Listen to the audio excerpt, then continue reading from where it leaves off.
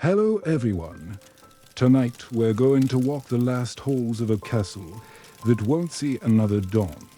The year is 1467, give or take a month. Somewhere between France and somewhere you've never heard of.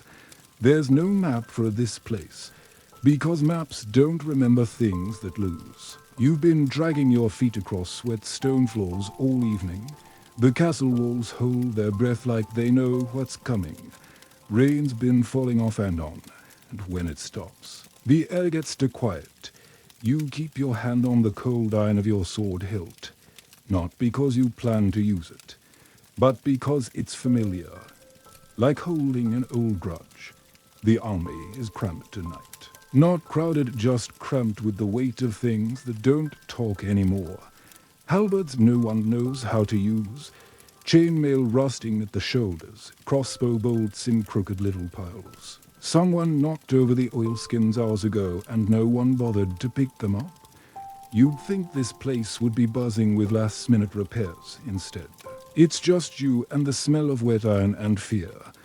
You sit on the edge of a splintered bench, eyes half closed, letting the thunder roll over you like an old lullaby. The kind your mother might have sung before she forgot what lullabies were for. One boot off, the other half-laced. Because if you're honest, what's the point of tying them tightly anymore? A boy comes in too young to shave, too tired to cry. He's holding a broken spear and a question he's too afraid to ask. You tell him to put it down. Just like that. Put it down. He obeys. You don't offer him comfort, because that would be dishonest. The best you can offer is honesty. And tonight, that's more brutal than mercy. The rain taps against the arrow slits like it's trying to get in. You wonder if it's better out there. You think about the enemy. You imagine them laughing by fires, drinking cheap wine, telling each other how easy this will be. Maybe they're wrong. Maybe they'll storm the walls and slip on the moss. Maybe one of them gets a splinter from your old bench and dies of infection in 3 weeks. That would be justice, wouldn't it? Somewhere above, the old stone lets out a groan. The castle is tired too. It's not made for this century anymore. There are whispers that even the king has stopped sending reinforcements. That this place is a line no one cares to redraw. You don't know if that's true. You've stopped trusting whispers. They're always a day late and a dagger short. You think about the last time you believed in a cause. It wasn't this one. It was a banner with a different crest, a different promise. That one fell too, just more quietly.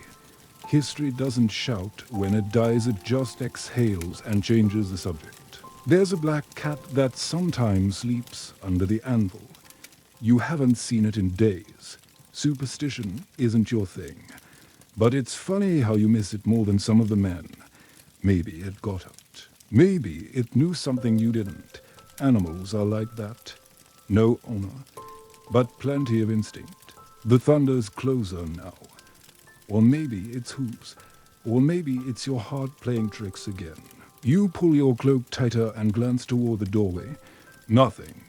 Just the boy, asleep on the floor, curled up like he's back in a cradle. You don't wake him on the wall. Someone's carved words you don't remember seeing before. You lean in. The candle flickers just enough for you to read. This place doesn't fall. It surrenders slowly. You run your finger along the grooves, then pull it back like it stung you. You hear the chapel bells, not rung, just swinging in the wind. No cleric, no prayer, just the sound of old metal remembering its job. You make a note to check the gate later, but you won't. You never do. Maybe that's your sin. Or maybe your sin is surviving when better men don't. So before you get comfortable, take a moment to like the video and subscribe, but only if you really like what I'm doing here. Let me know in the comments where you're listening from, and what time it is by your clock dot now. Turn off the lights. Maybe turn on the fan for some soothing noise. And let's get down to business tonight. You close your eyes for a moment, and when you open them again, the rain is gone. But the silence is louder as you step into the hallway, and the cold follows you like a rumor. The stone underfoot sweats. Moisture beads along the edges of old tapestries, threadbare things trying to remember their glory. They hang limp, like flags after a battle no one won. The chapel bells are still swinging, but they've lost their rhythm. You make your way toward the belfry, even though you already know what you'll find. There's no priest inside.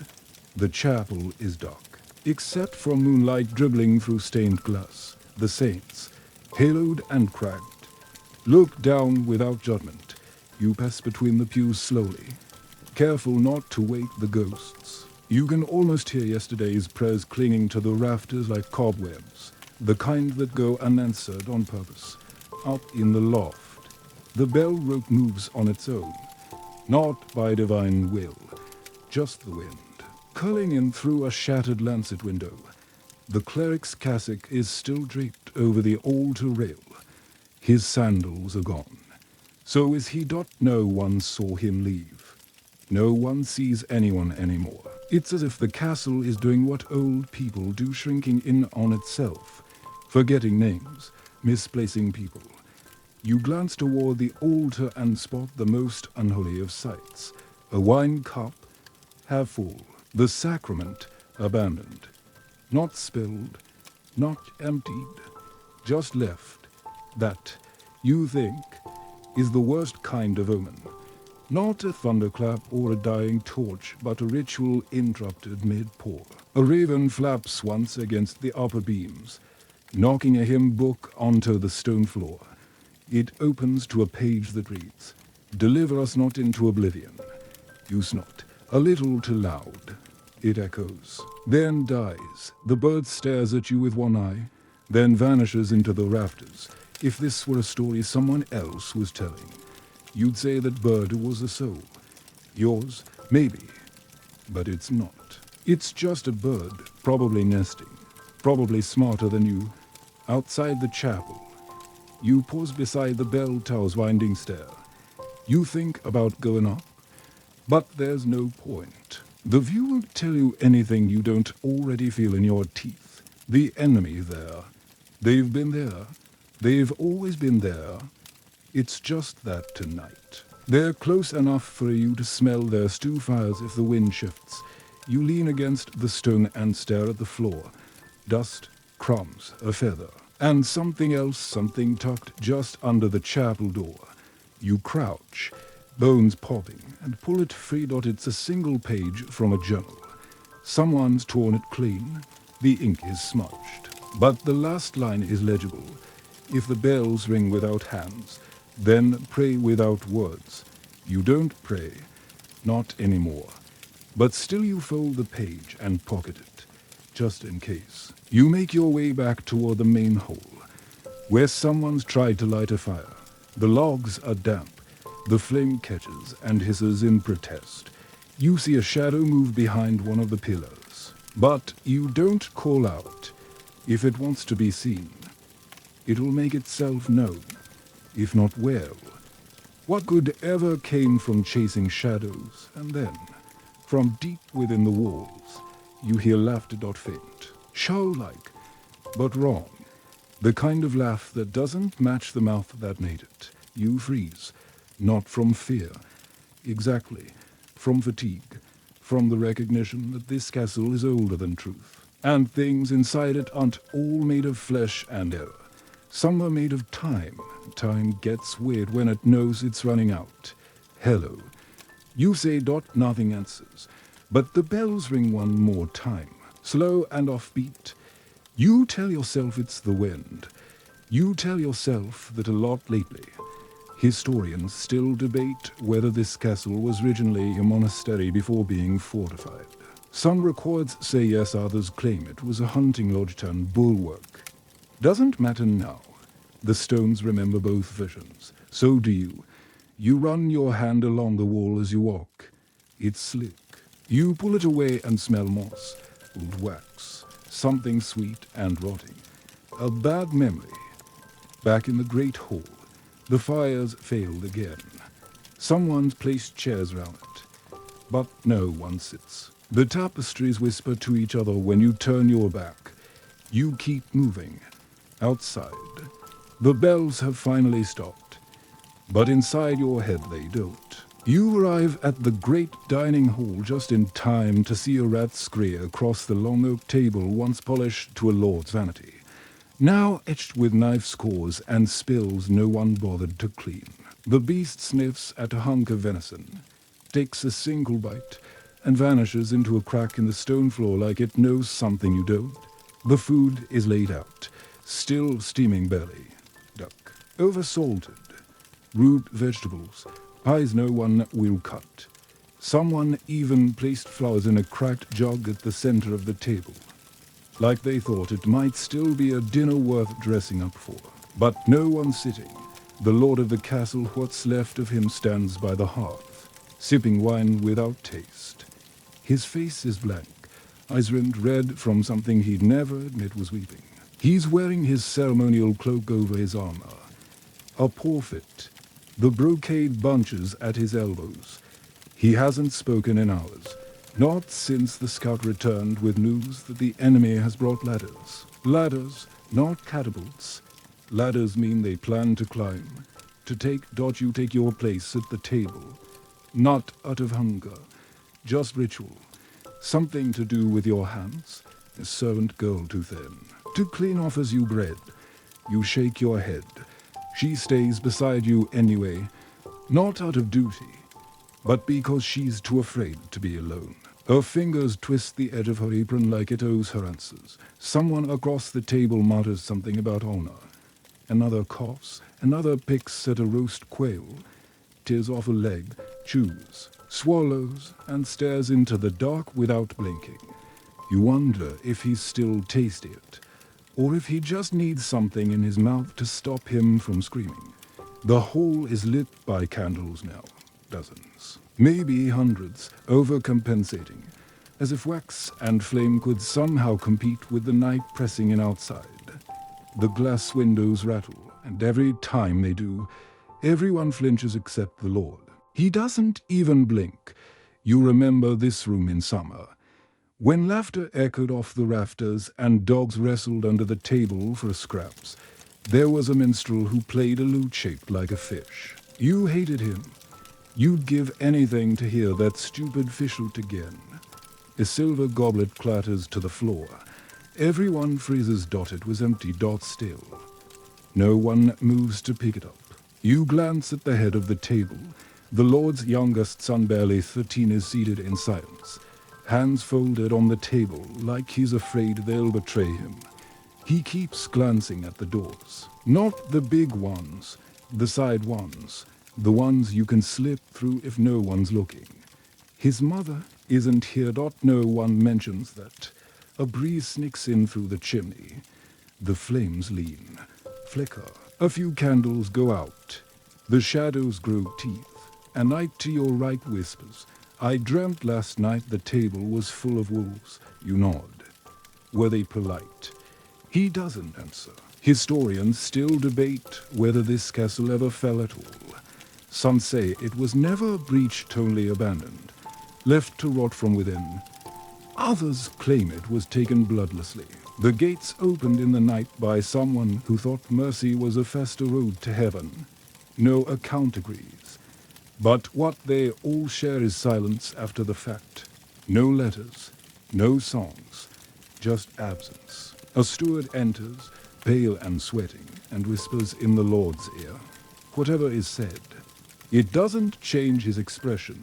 The steward leaves just as fast, wiping his hands on his sleeves like he touched something cursed. You lean back, the chair creaking under your weight. You know what they won't say out loud. You know why the meat's still warm. Because it's not dinner. It's a performance. A last supper for no one in particular. Across the table, the cook cold, bloated, bones cracking under his own mass, tries to smile. "We had the good butter," he says. "Used all of it." You nod solemnly. Like that makes everything okay. One of the squires throws up behind a curtain. No one says anything. And then the Lord finally speaks. Just one word. Enough. He walks out. No one follows. You don't stay in the hall after that. No one does. The candles hiss. The meat congeals. And the silence settles like ash over everything. You walk out into the corridor, boots scuffing against ancient flagstones, and head toward the barracks, not because you want to, just because it's better to be where the soldiers are, where at least the fear has rhythm. The stairwell is dark, lit by a single torch stuck in a rusted bracket. You pass it, dark under a low lintel, and enter the barracks with a creak of old wood and the scent of leather and sweat so thick it clings to your teeth. It's not the noise that unnerves you, it's the quiet. $30, half fill. A few boots lie abandoned. One sword is wedged into the ceiling beam, stuck at an impossible angle. Like someone swung in a dream and never woke up. You spot a man curled up in the corner, blanket over his head, whispering to someone who's not there. You don't interrupt. Most of them are asleep, or pretending. Helmets rest on chests. Some still wear their gauntlets, clutching them like holy relics. One is sharpening a dagger that's already sharp, scraping the wet stone like he's trying to erase himself. You find your spot, an old cot in the corner with your name carved underneath in the crude hand of a younger you. You sit, lean back, listen. That's when you notice it. The muttering. Not prayer. Not battle songs. Just names. One man is whispering names, over and over. You catch a few. They're not comrades. They're not enemies. They're children. His children. Maybe. All the ones he killed. The line gets blurry this close to collapse. Across the room, a soldier is stitching the rag doll, hands shaking. He has no children. You know this. You asked him once. He said he was bearing his word. Not yours. A dry field in a wet world. But here he is, threading scraps of cloth into something that might have been comforting if it wasn't so wrong. The doll has no eyes. There's a mirror in the corner, cracked in 3 places. Someone's drawn a face on it in soot. Not their own. Definitely not yours. The eyes follow you anyway. You lie back and stare at the rafters. Wood-warped, spider-webs thick. A single candle burns on the far wall and casts the kind of flickering light that makes everything move just a little when it shouldn't. A boot falls from the top bunk. No one flinches. You're about to doze when the door creaks open and someone steps in barefoot, covered in flour, holding a loaf of bread like it's sacred. It's the baker's apprentice. You don't know her name. She doesn't speak, just walks across the room and kneels beside one of the cots. She hands the loaf to the sleeping man inside. He doesn't wake. She looks down, then back up at you. Her eyes are too wide. I put something in it, she says, just in case. Then she walks out again. You rise slowly and cross the room, ignoring the looks, the whispers. You take the loaf. It's heavy, stale, burned on one side. You press a thumb into the crust and feel it. Paper. You tear it open. Inside, folded small, is a message written in hasty script. They're coming before dawn. There's a gate that won't hold. Leave now if you can. You don't show it to anyone. Because what would be the point? The men here don't want escape. They want meaning. They want to know it matters. That all the waiting, the rot, the buried friends, they weren't just the slow drowning of a forgotten post. Historians still debate whether there were actually any defenders left when the final assault began. Some accounts claim the barracks were already empty. The men fled through the night like shadows. Others say they stood until the walls were breached and the floor ran slick with oath and blood. You lean back, staring at the rafters again, feeling the note burn in your pocket. Outside, the wind picks up. Inside, someone begins humming. It's an old lullaby, The kind mothers sing to keep babies from remembering they were born into a broken world. And as the hum rises, the man with the eyeless doll begins to sew faster. You don't sleep. No one does. The barracks hums like a hive filled with bees too tired to sting. Eventually, your feet carry you up not toward the gate or the tower, but down toward the stables. It smells like wet straw and copper. Not blood exactly, but something close. The horses are gone. You already knew that, of course, taken 2 nights ago in the only evacuation the Lord allowed. Women, infants, a few scribes. You weren't chosen. Most weren't. What you didn't expect is the boy. He's crouched in the back, behind a bale of moldy hay, clutching a sword that's clearly not his, the blade's too big, the hilt wrapped in the kind of fabric only nobles can afford. You step into the shadows, your breath slowing, hands raised just enough to show you're not a threat. He doesn't relax. The torch in your hand flickers, lighting up his dirt-smeared face. 14. Maybe. Eyes sharp with hunger and something mean, something you recognize. The boy is you, 20 years ago. Not exactly, but close enough. Take. You plan to use that. You ask gently. He doesn't answer. You sit beside him anyway, ignoring the squeal of old leather under your knees. The sword's edge glints with oil and panic. He hasn't been taught how to hold it properly. Both hands clench the hilt in a death grip, blade trembling like a branch in wind. I stole it. He says after a long silence. You nod. So did I, once. He blinks, unsure whether to believe you. Whose sword? The steward's. I watched him drop it when the wine cellar caved.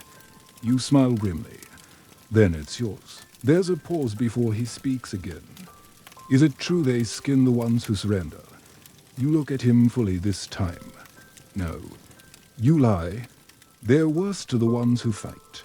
He grins at that. It's not a happy grin, just an acknowledgement, like shaking hands with dread. From above, the faint sounds of clanking chains. The portcullis is being tested again. Someone still believes a defense is possible. Historians still debate whether the stables were sabotaged from within. Some records say a torch was dropped accidentally. Others say it was deliberate, an act of vengeance by a knight denied escape. The truth is buried under soot and hoofprints. You stand slowly. The boy doesn't follow, but he doesn't hide the sword again either. You should find somewhere safer. You tell him where. You have no answer. You leave him in the dark, because there's nowhere else that's better lit. Back in the main corridor, you hear movement above fast footsteps, armor clinking. You press against the wall as the men rush past, muttering about a breach by the east wall. You know they're lying. There's no breach, just fear dressing up as urgency. False alarms to keep people busy, to keep from thinking. At the base of the grand stairwell, you stop and listen. Rain's returned. Is steady drizzle tapping the roof tiles, running down the leaded glass like fingers searching for cracks. You reach into your pocket and feel the crumpled note again. They're coming before dawn. You wonder who wrote it. The baker girl. Someone else. Does it even matter? You think of the boy again, hidden with his stolen sword, hoping for a moment to be more than a footnote. You walk deeper into the castle, toward the west wing. The tapestries here are older, faded heraldry no one claims anymore. Dust covers most of the floor, but there are recent boot prints in the dirt. One set. Small. You follow them.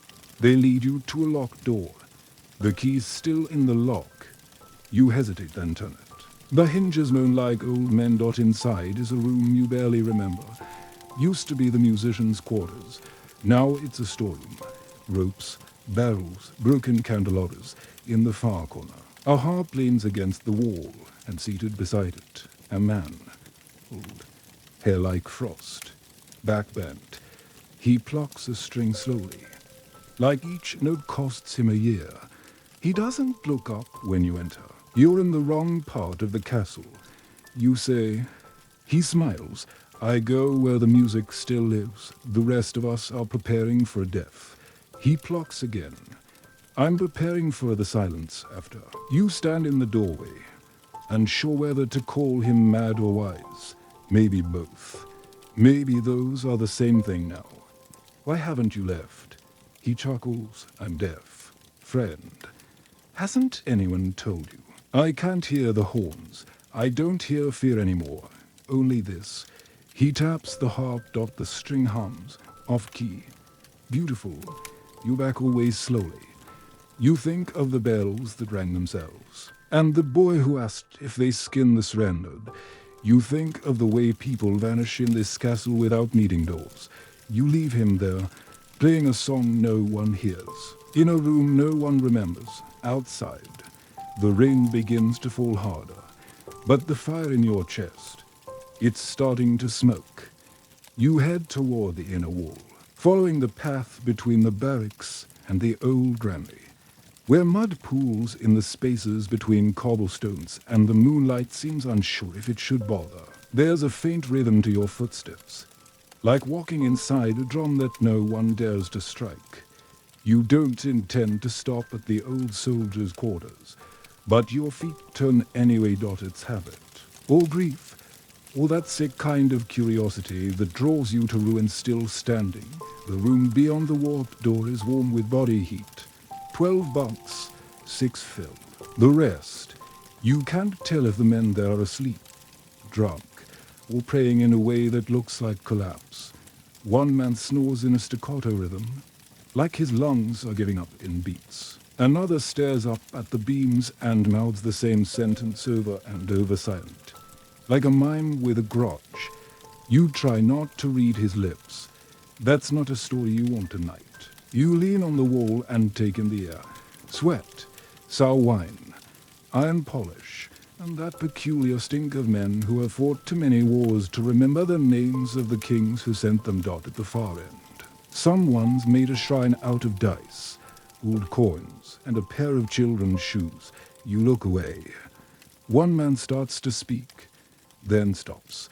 He doesn't remember the word for surrender, and it dies in his throat like a bird that never learned to fly. The man nearest to you rolls over. His eyes flutter open. He blinks once, twice, and then says, "Did you see them?" You hesitate. "See who?" "The ghosts." You stare at him. He continues, voice flat. "They're not angry, just bored. They keep walking past my bed like I owe them something." You think about lying. Instead, you say, "Maybe they do." He chuckles softly, then turns his face to the wall. There's a kind of peace here, not the good kind, not the soft, warm piece of safety. No, this is the brittle calm of people who've already broken, who have no more edges to shatter. It's the stillness of the damned, but a stillness nonetheless. You hear someone humming. Same lullaby as before. Same wrong tempo. You step outside, where the air is sharp and wet and the rain is coming down sideways. Somewhere, you hear a gate creak. A scream, then nothing. Probably just nerves. The castle has a way of making every sound important. You take the long route back toward the western curtain wall. That's when you see it, on the moss-covered stones, just below the battlement. Fresh blood. A smear. Not much, but enough. And a HANDPRINT small dot pressed into the algae like a memory that doesn't want to let go. You follow the trail just a few steps until it disappears into the stone like it was never there. But your gut doesn't lie. Someone climbed here recently. Maybe to escape. Maybe to hide. Maybe to fall. Historians still debate how many defenders truly remained by the final night. Letters discovered centuries later suggest some were never listed in any roster. Pages, scurry goals, widows, all forgotten, except by those who whispered their names just once too often. A cold wind presses against your cloak as you step up onto the parapet. The view is bleak. The enemy camp is visible now, fires dotting the hills like the eyes of creatures that have been waiting too long. You can almost hear them breathing. Behind you, back in the soldiers' hall, a door slams. You don't turn round.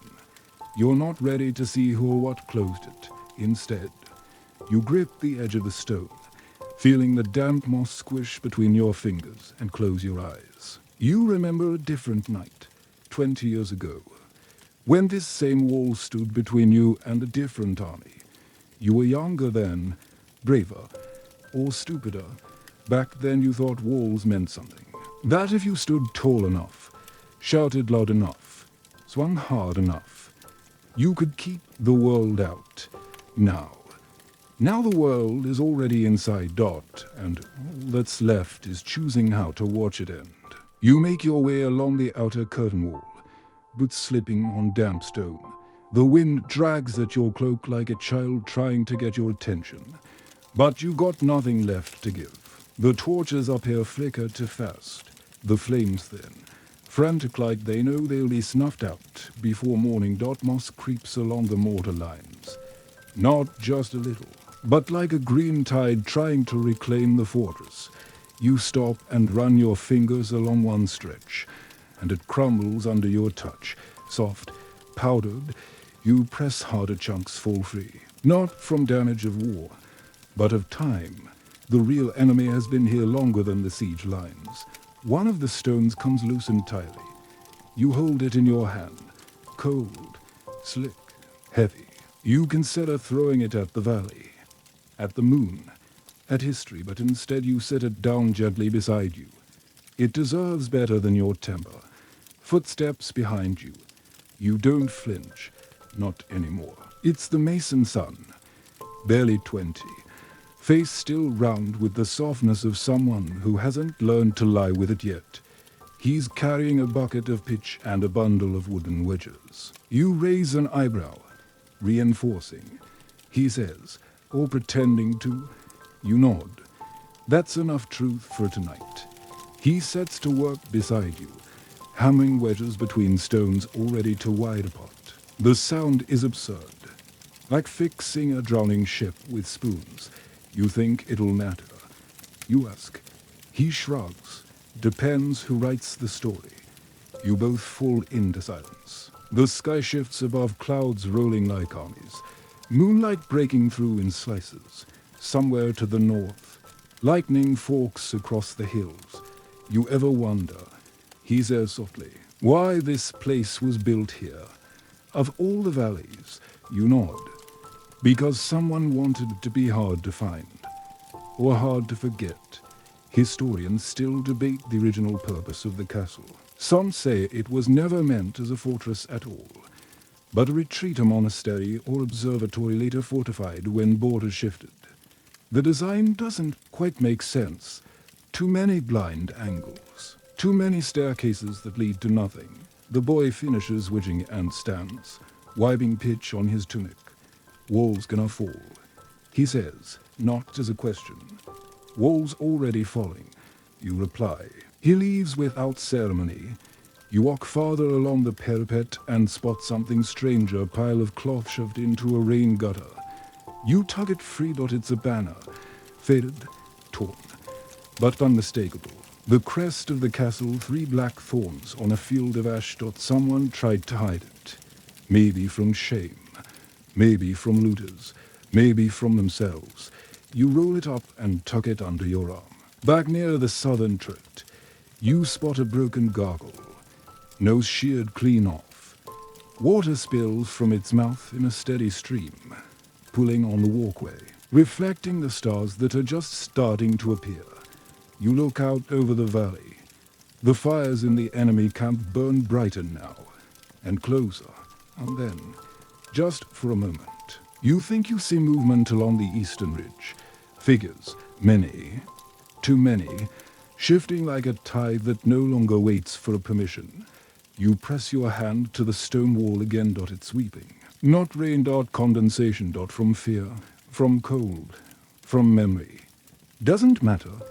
You whisper a name not yours and descend the steps toward the inner gate. The moss clings to your boots like it doesn't want you to go. The courtyard is quieter than it should be. Not silent, no. Silence has weight, and this is thinner. Like the air itself is tiptoeing. You cross the cobblestones slowly, the rolled banner under your arm. The shadows of the towers stretch long in the moonlight, and the rain has stopped again, leaving puddles that reflect windows like haunted mirrors. You think you see someone watching from the second floor, but when you blink, the light vanishes, a trick of flame or memory. All the castle playing its usual games. You pass the granary, then the outer cistern, and finally arrive at the well, and that's where you see it. A loaf of bread cracked, stale. Waterlog sits on the edge of the well, just there, as if placed. You approach slowly, your boots slipping on the moss-leg stones again, and peer into the well. Water reflects the stars above with unsettling clarity, and your face. But it's not your face. Not really. The reflection stares back with your features, but younger, cleaner, and scarred. And it's smiling. You step back, fast, breath-catching. Then someone coughs behind you. You turn to find the gatekeeper, old man, wrapped in a threadbare cloak, leaning against a beam like it's the only thing keeping him upright. His eyes are glassy, not drunk, not sick, just done. You ever seen your face in that water? He asks. You nod. Slowly. It lies, he says, shows you what you could have been if you'd left. You don't ask how he knows. He walks past you, drops a coin into the well, and mutters a blessing in a language that died before you were born. You watch the ripple. It never reaches the edges. Why are you here? You ask. He shrugs. Same reason as you, to see if there's still something worth guarding. And he looks up, just as a cloud breaks and moonlight floods the courtyard. He smiles sadly. I haven't decided. You remember a time when Merrin stood tall, when he could raise a portcullis without breaking a sweat. Now, his hands shake when he pulls a dagger from his belt, not in threat, but to clean it. The blade's dull, notched, and stained. I let them in once, he says. Just scouts, long ago. Said they needed a night's shelter. Said they were tired, starving. You knew this story. Everyone does. He continues anyway. They counted stones while we slept, drew maps on scraps of bark, disappeared before dawn. Then 3 months later, he gestures at the wall. They came back with fire. You wait. I still hear the knock sometimes, at the gate. That soft little tap, like they want me to open it again. Historians still debate the significance of that betrayal. Some say Merrin was complicit. Others say he was bewitched. One account claims he was simply asleep. But you've always known better. He was just kind. That's the first thing to die in a siege. You move to speak, but a loud clang interrupts deep from within the keep. A bell, a dropped shield. Maybe someone finally lost the will to carry their weapon. Merrin straightens slightly. That'll be them testing the weight of the doors, making sure they still hold. You nod. They don't? No. He agrees. Not anymore. You both stand there, the well gurgling softly between you.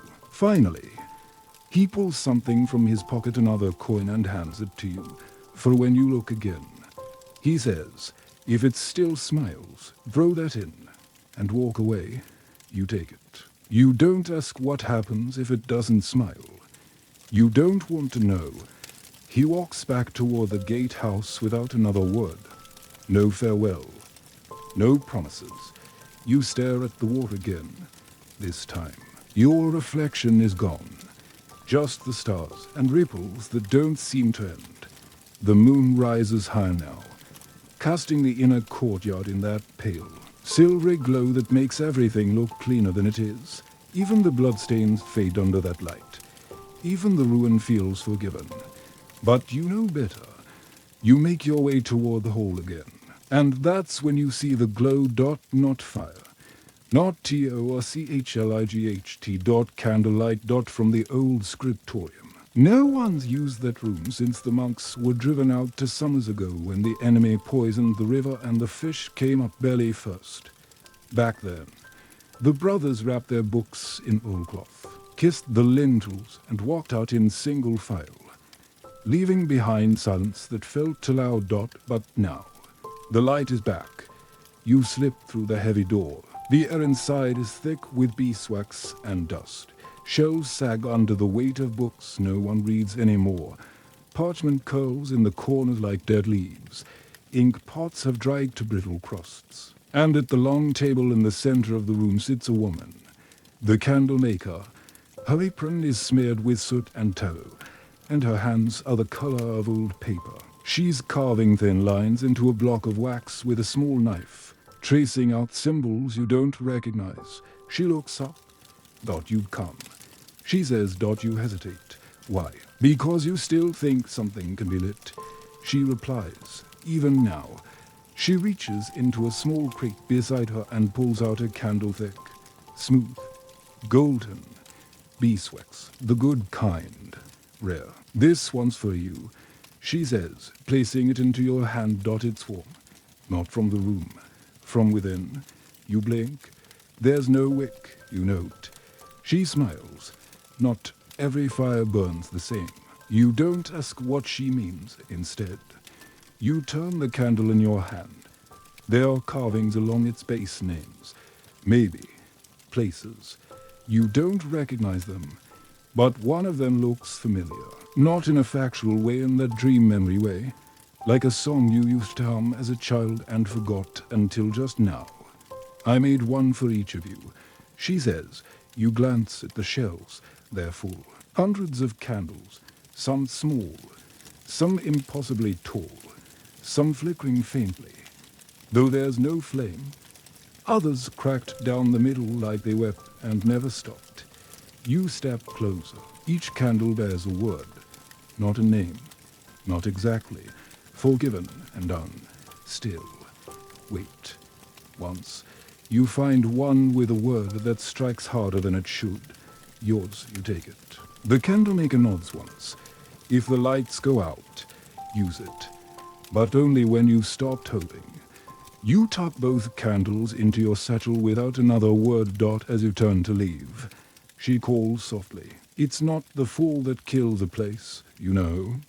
You pause. It's when it forgets why it stood. You walk back out into the night, carrying wax that doesn't melt and warnings that don't shut.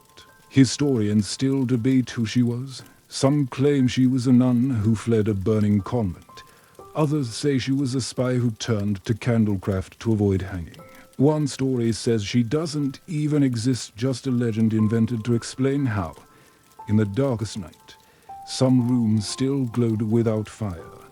You don't know which version you prefer. You find yourself back in the corridor outside the great hall. The smell of food is gone now, replaced by damp wool, old stone, and the faint metallic tang of anticipation. The banners have been pulled down. Only hooks remain. The young lordling's chair is overturned. The wine is gone. No one remains in the hall. But in the center of the floor sits one last untouched thing. A lantern. UNLIT. With your name carved into the handle. You don't remember anyone doing that. You don't ask who did. You light it anyway, and it flares softly to life without heat, without sound, casting a gentle glow that stretches just enough to make the darkness round you feel intentional. You carry the lantern with you down the narrow passage beside the chapel where the flagstones dip in the middle from centuries of boots, hooves, and dragging things best left unremembered. The glow from your lantern bounces off the damp stone, flickering with each of your steps like it's nervous. Outside, the wind picks up again. The sharp gust howls through the slits in the wall, turning the passage into a pipe organ of sighs and regrets. You pass a rotted wooden bench where people used to sit and pretend prayer could fix things. Dust clings to the edges like frost. The chapel door hangs open now. You didn't leave it that way. You step in, and your lantern catches the gleam of something you didn't expect. Armor. Hung neatly along the side wall, 5 sets. Polished. Ready. Except no one's claimed them. You know these suits. One belonged to Sir Eric, the knight who swore never to fight again after the Winter Massacre. Another was worn by Dame Alestra, who disappeared 2 months ago, leaving only a cracked shield behind. Their armor is here, but they are not. You check the helmets. Inside one is a single dried flower. Inside another, a piece of parchment with the word no. No blood, no dust, no note of where they went. Just absence in the shape of people. You leave the armor where it rests and make your way to the side alcove, where the confessional stands, a wooden box, barely taller than a man, carved with fading saints and gnawed at the base by mice and history. You expect it to be empty. Advice and single quote steed. Inside, hunched over like a folded prayer, is the confessor. He startles when he sees you, blinks behind cracked lenses, then exhales as if you're a memory he hoped wouldn't come back. I wasn't expecting visitors, he says, voice hoarse. No one expects confession this late. You reply. He chuckles once, a sound like dust being disturbed. Maybe not confession, but maybe honesty. You step into the other side of the booth.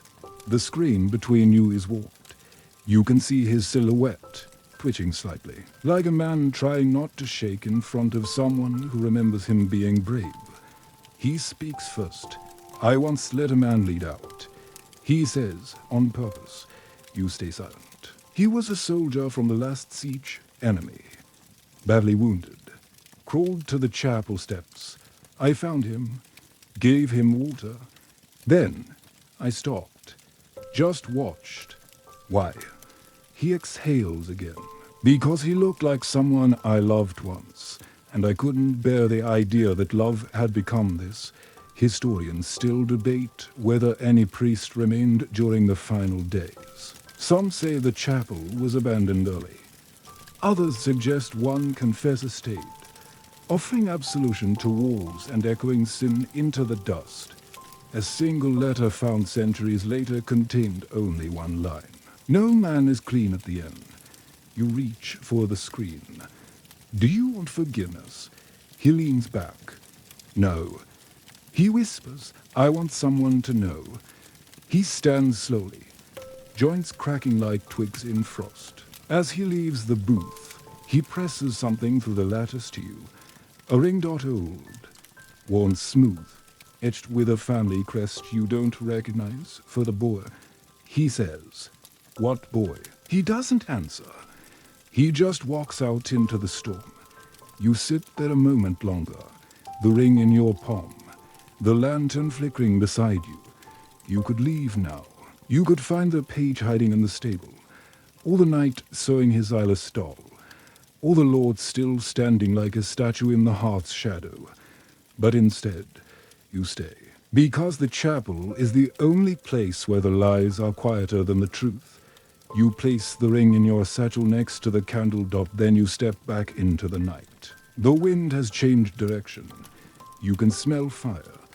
Not smoke. Fire. Closer than before. You follow the scent. Not because you're curious, but because you've run out of excuses to ignore it. It's coming from the northern edge of the courtyard, past the kennels, past the ruined Doveget, to the lip of the bluff where the smithy squats like a sleeping bear. You remember the place from your earliest days here, the sound of iron striking iron, the smell of hot leather, scorched wool, wool sweat. The forge was never silent, until now. You turn the corner. It's alive again. The forge bellows puff in rhythm. The flames dance like they don't know it's the end of the world. And standing in front of the anvil, face streaked with soot and lit orange by the inferno, is the blacksmith. Thomas. One of the last men in this place, still worth fearing and still worth trusting. He's hammering a sword, or maybe just the shape of one. The blade is long, too long, thin, Awkward, useless. Maybe. But he swings with purpose. Like each strike is part of him. You don't interrupt. The fort is too loud for a conversation anyway, and besides, words don't do much here. The anvil has its own language. You wait until he finishes the sequence, then step forward. He notices you but doesn't greet you, just nods, hands black with grime. Muscles roped tight from years of turning or into defiance. What are you doing? You ask finally. He pauses. Making a heart. He says. You blink. That's not a heart. He shrugs. Not yours. Maybe. He pulls the half-forged blade from the anvil and plunges it into the quenching barrel. Steam screams up like something dying. Or being born. You know we don't have time. You say, I know. So why? Because when they find this place, when they pick through the ash and bones, I want them to find something that looks like it mattered. Something that took time. Even if no one used it.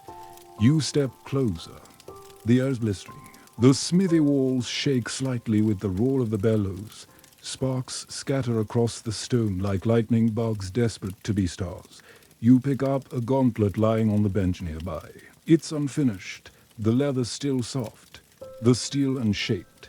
You should be at the gate. You say, he grunts, I am at the gate. I just brought the fire inside. He reaches for another bar of metal, but his hand stops halfway. You see the tremor Tomas, who once broke a man's jaw with an open hand, now can't steady his grip. You say nothing. He grits his teeth and picks it up anyway. The tongs bite. The forge flares, and then he speaks. I had a daughter. You don't reply. You know this story. Everyone does. But maybe not his version. She was born in this castle. First winter here. Too early. Too small. He holds the steel in the flame and watches it turn orange. She didn't make it. You nod. And still. He says, I hear her crying. Every night before a storm. You don't nod this time. I thought if I made something strong enough, sharp enough, beautiful enough, maybe the walls would remember her better than I could. He pulls the bar from the fire and lays it on the anvil. This is the third one I've started tonight. The first two broke. You glance at the others twisted. Cracked blades discarded near the door like bones of a failed animal. Historians still debate whether the castle had a blacksmith who stayed until the very last hour. Some claim no forge would have survived the bombardments. Others found fragments of tools, blades unsharpened, half-poured molds, artifacts, they said, or regrets in metal form. You step forward and rest your hand on Tomas's shoulder. Make it for her. You say, I'm trying. He strikes the steel again and again. The sound echoes through the night. A rhythm older than fear, older than flame. A kind of heartbeat for a place that forgot how to breathe. Outside, you hear the first trumpet blast low. Distant. Not quite real. He doesn't stop hammering. You leave the smithy with the sound of the anvil still in your chest. It feels like a second heartbeat louder than your own. Steadier. Angrier. You walk slowly, passing through the east corridor where the light is weakest and the walls seem closer than they should be. The banners here are rotted to fringe. No symbols. Just fabric remembering it once meant something. Then you hear something strange, laughter, soft. High-pitched and wrong. You freeze. Not because of fear is familiar now. Like an old cloak you forgot to take off. No, this is something else, something colder. You follow the sound, down a short set of steps, past the servants' quarters, to the door of the lower crypt. It's unlocked. No one locks crypts. You hesitate before pushing it open. Inside. The air is heavy. It smells like incense and mildew. You've been here before years ago. After a fever took 12 in a fortnight. It hasn't changed. Stone coffins line the walls. each marked with fading names and titles that sound like lies now. And in the middle of the floor, children, 4 of them. Sitting in a circle, knees tucked under their thin tunics, eyes wide and bright and full of something you don't want to name. They're singing. No, not singing. Chanting. A nursery rhyme. The kind that makes no sense. The kind that rhymes king with sting and bone with alone.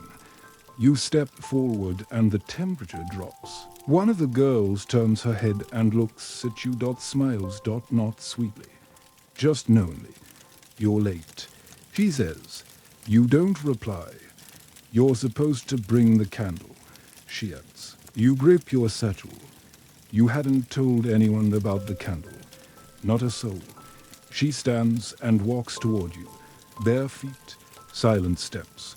She stops in front of you and holds out her hands. Do you have it? You reach in, slowly, and pull out the candle the maker gave you. The girl takes it. She doesn't light it. Just cradles it like it's precious. Then she turns and walks back to the circle. You look at the other children now. None of them speak. None of them blink. You glance to the side, and that's when you notice the coffins. They're open. Empty. All of them. You back away. Not fast. Just intentionally. The girl hums now. The others join her. The sound swirls like smoke, soft, cloying, familiar. You turn and leave. You don't run. Running would mean acknowledging that you believe what you saw. Back in the corridor, you lean against the wall, eyes closed, heart thudding like Thomas's hammer. Historians still debate whether the crypt was desecrated during the siege or after. Some say the children were hidden there during the last assault. Others claim they died long before, locked away during a plague, and that the nursery rhymes they whispered were never taught by anyone still living. You push off the wall and walk. Faster now. You tell yourself you imagined it. The candle wasn't really gone from your SATCHEL. The coffins weren't really empty. The girl didn't really know your name. You whisper a prayer to a god you don't believe in any more. Then you stop. Because the corridor ahead of you smells like oil. Burnt oil. And you realize, with a weight that sits right behind your eyes, someone has tampered with the defenses. Again. You move, quick now, toward the main gate. Because if the oil's gone, then what's left to pour? You reach the gate tower just as the bell stops swinging, cut short midway, as if someone grabbed it by the throat. A single note hangs in the air, incomplete. It's worse than silence. The stairs to the battlements are narrow and damp. You take them 2 at a time, your boots clanging against the stone like you're trying to wake the dead. No one stops you. No one calls out. That's the first warning sign. The second, there's no God. You reach the top and find only wind, rain, and the sound of your own breath. Then movement. To your left, just beyond the supply rack, someone crouches near the brazier. A figure, young, small, the Lord's son. He turns when he hears you, startled. In his hands, a half-burned banner. It's still smoking. You step closer. He backs up like you've raised a sword. You haven't. Not yet. What are you doing? You ask quietly. His lip trembles, but his chin lifts. They won't take it, he says. They won't hang it from their towers. Not our colors. You look down. The banner is still glowing at the edges, its fabric curling like leaves in fire. 3 black thorns on a field of ash, the same one you found earlier, hidden in the gutter. You realize now, someone's collecting them, hiding them, burning them. A slow erasure. The boy looks like he wants to cry, but he doesn't. I thought it would feel better. He whispers, does it? He shakes his head. You kneel beside him. The brazier crackles softly. The wind hisses through the arrow slits. But there's no enemy in sight. Not yet, you know. You say, they don't care about banners, he nods. But we do. That's the part that hurts. You watch the last of the clock turn to cinders. You should go back inside. You tell him, I'd rather be up here when it starts. You think you'll fight. He looks at you with eyes too old for his face. I think I'll be seen. That you understand. Historians still debate the fate of the youngest heir. Some chronicles say he was captured and raised among the victors.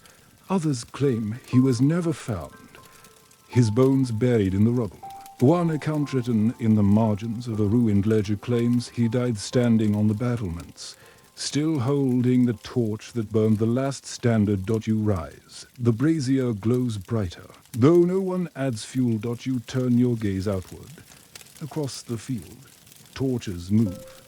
Not many, but enough. A scouting party, testing the wind, gauging the wall zones. The enemy always probes before the real attack, like wolves nipping a fence before they charge the livestock. You grip the stone. It's slick. You whisper to the boar, if I fall, burn the next one too. He nods. You leave him there, watching the darkness. You descend the stairs and return to the gatehouse where the oil stores are kept. And that's when you see it. The barrel lids are off. But there's no oil. Just water. Lukewarm. Clear. You dip your fingers in . And then you see the symbol carved into the barrel side. A mark you don't recognize, some kind of sigil. 3 loops interlaced. It wasn't there yesterday. The saboteur's calling card. Someone here wants the castle to fall, and not to the enemy, but to itself. You wipe your fingers on your cloak and make a note to tell Thomas. Then you stop. Because what's the point? You're running out of people to tell, and even fewer who still listen. The hallway leading from the gatehouse is dim, and for once, no one has relit the sconces. You walk by instinct now past rooms you used to know by smell alone. Salt pork, boiled turnip, lamp oil. But something is wrong tonight.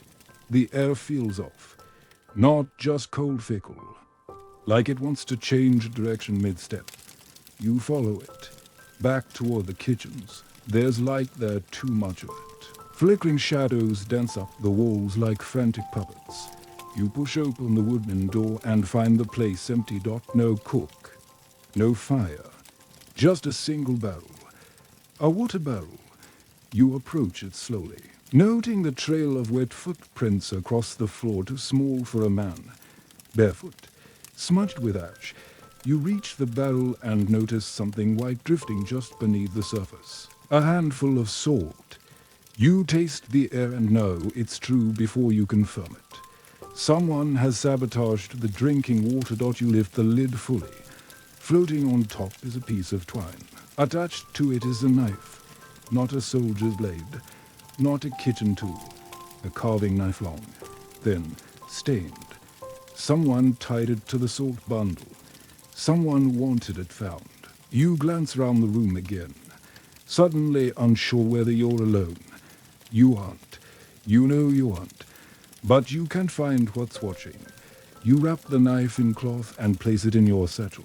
You show the steward, or Thomas. Or someone.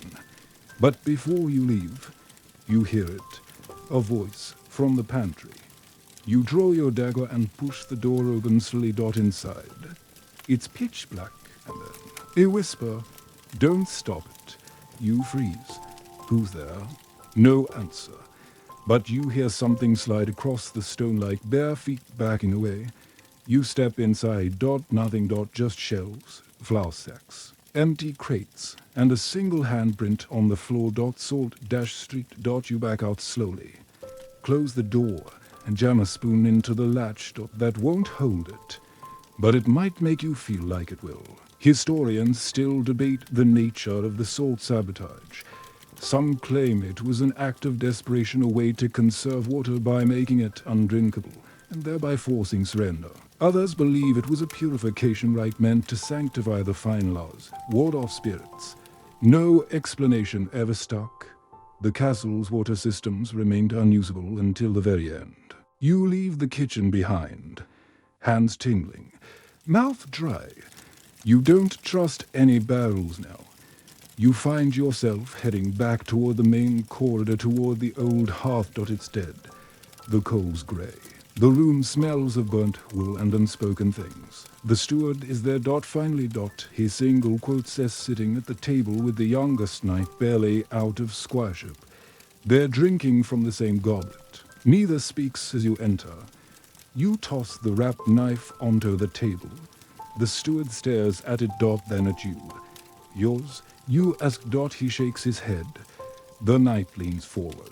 I found that blade in the chapel stolen last week. It wasn't mine. Why didn't you say something? He shrugs. Everyone's hiding something. The steward speaks then, voice hoarse. Do you think it was one of us? You don't answer. Because if it was, then the castle has already fallen. If it wasn't, then something worse is inside. The steward takes the knife and tucks it into his belt. You leave them there, neither trusting the other enough to toast. As you walk out. You hear the goblet hit the table again. Hard. Empty. You walk into the music room expecting it to be empty. It isn't. There, seated in the wide arched window, facing the storm-black valley and the slow advance of enemy torchlight, is the old harvest. You'd forgotten he was still alive. He sits cross-legged, back bent like a sickle, one hand resting gently on the strings of an ancient harp that looks more bone than wood now. He doesn't turn when you enter, doesn't even flinch when the floorboards creak beneath your boots. The notes spill from the harp like water, slow, broken, occasionally sharp. It's not a song. It's a conversation with time. You lean against the cold stone wall and watch the silhouette of his fingers dance, shaky, but deliberate. You should be with the others. You say. He doesn't respond. You raise your voice slightly. They're at the main hall. Final watches. You know what's coming. I'm deaf. Son, he says, still not looking. I don't hear thee in the way you do. You move closer. The air is warmer here, somehow thick with memory. Then why play? Because my hands still remember. He strikes a dissonant chord, grimaces, and adjusts the tension of a string. You step to the edge of the window and look out. The torches down below are moving faster now, like ants stirred from a nest. You count 5 clusters. No ladders yet. But that's just choreography. The real dance starts before the music does. Do you know what they'll do when they come through? You ask him. He nods. Take what they want. Burn what they can't. And you'll just sit here? He finally turns, slowly, and blinks at you through clouded eyes. Didn't sit through 3 wars to die trying to carry a sword I can't lift. Let them come. Maybe one of them will stop to listen. You sit beside him, back against the wall. He plucks a string. Used to be this harp played for queens. He says, for lords and ceremonies. I played the wedding march for the old duke when his bride came down from the mountain passes. I played her funeral.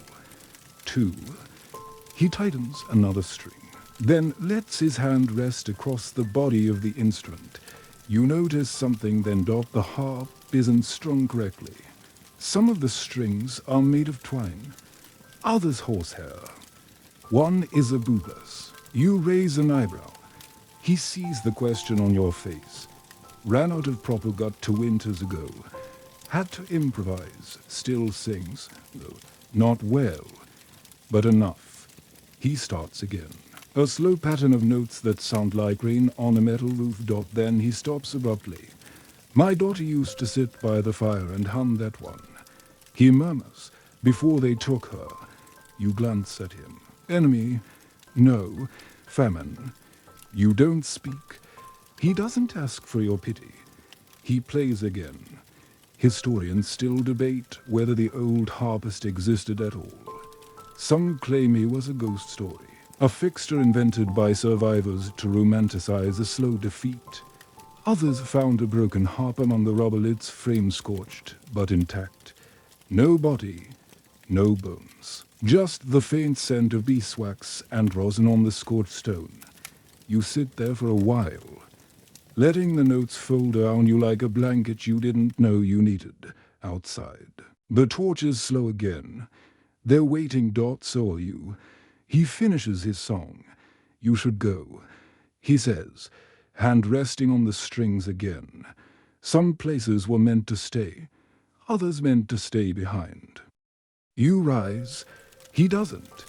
You step into the hallway and glance back once. He's looking out the window again. The harp between his knees, the strings vibrating faintly, as though the wind had learned the tune. You descend the corridor with a strange calm, as if the harpist's broken lullaby has soaked into your blood and slowed it. But it doesn't last. Not as you approach the gatekeeper's quarters again. You hear voices, to men, raised, low, but tight with panic. You press yourself to the shadows beside the arch and listen. You let them in once. Don't act like it didn't happen. That was years ago. Different men, different time. They were scouts then. They're here now. A pause.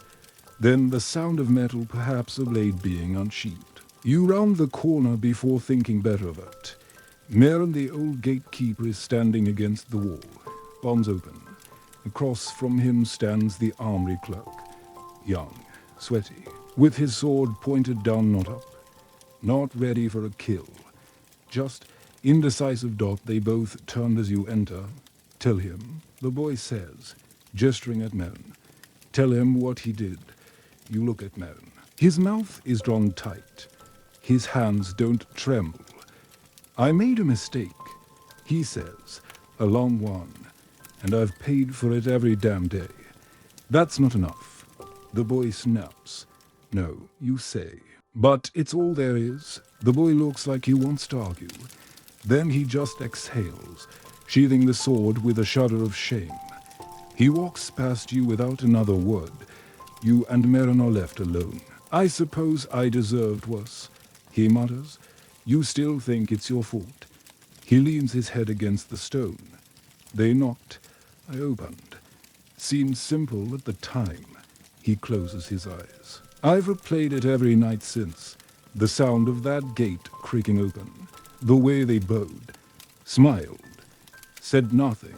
And then the next day, the captain's dog turned up with its throat cut and a note in its mouth. You don't respond. Because what could you possibly say that time hasn't already shouted at him?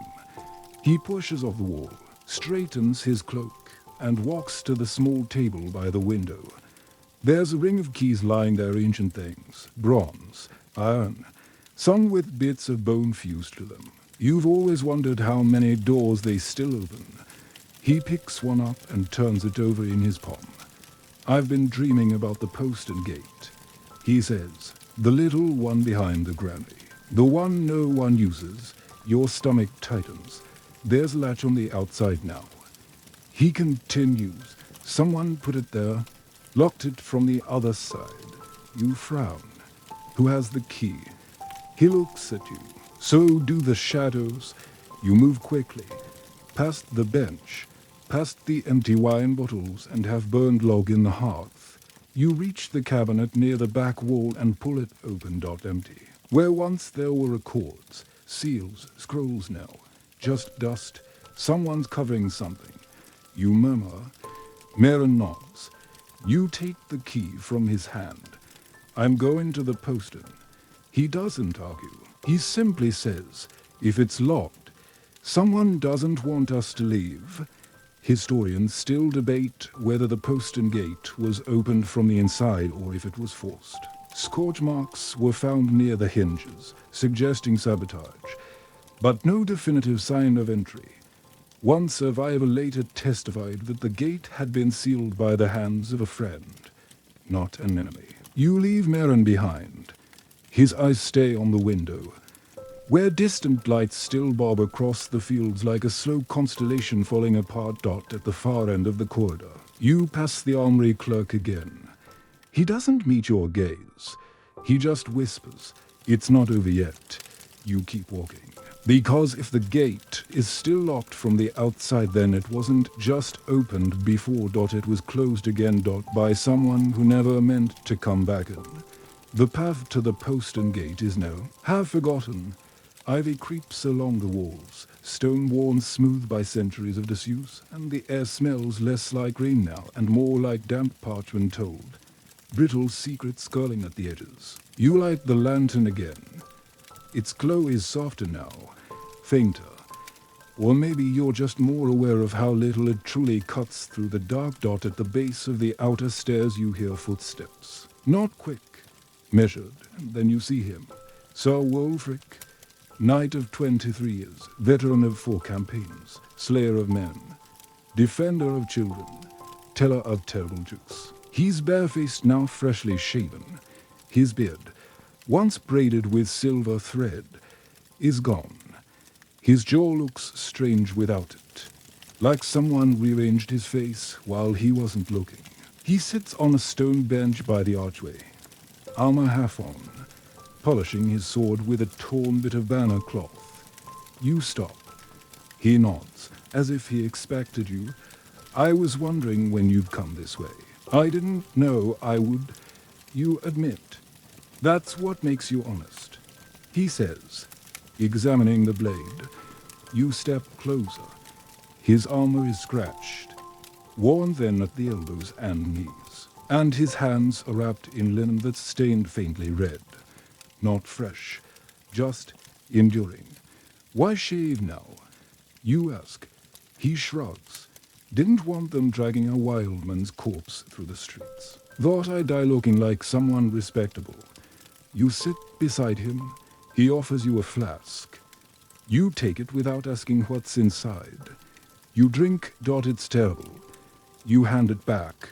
He chuckles. I've been wearing this ring, he says, holding up his left hand, since I was knighted. Never took it off.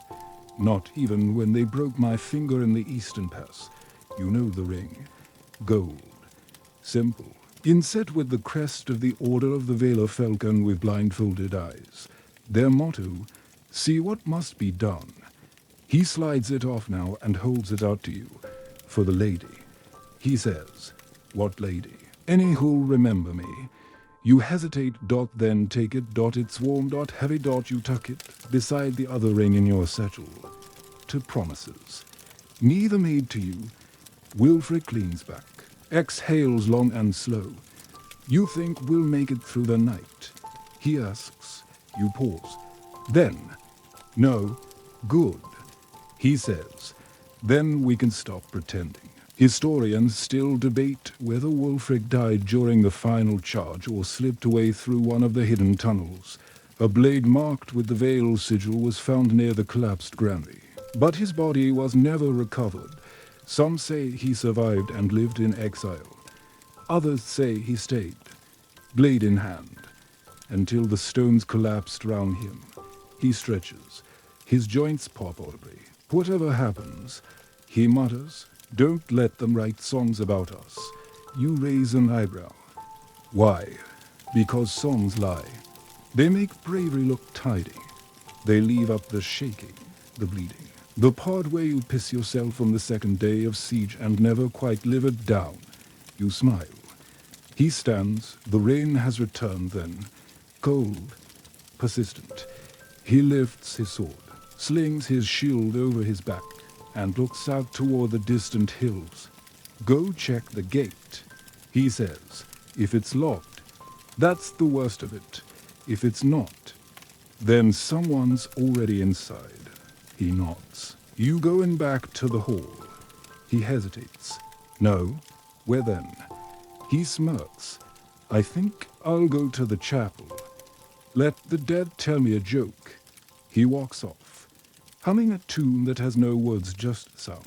Broken by wind. You watch him go. Then you descend the final steps. At the bottom. The postern gate. It stands still. Solid. Thick oak. Iron-ribbed. No sound from beyond. You reach for the latch. It doesn't move. You take out the key Merrin gave you. It fits. But the gate doesn't open. because someone recently has jammed it shut with something from the other side. Maybe, or stone. You press your ear to it. Nothing. No wind. No rustling trees. No life. Just sealed silence. That's worse than an open door, because it means someone wanted to trap you here.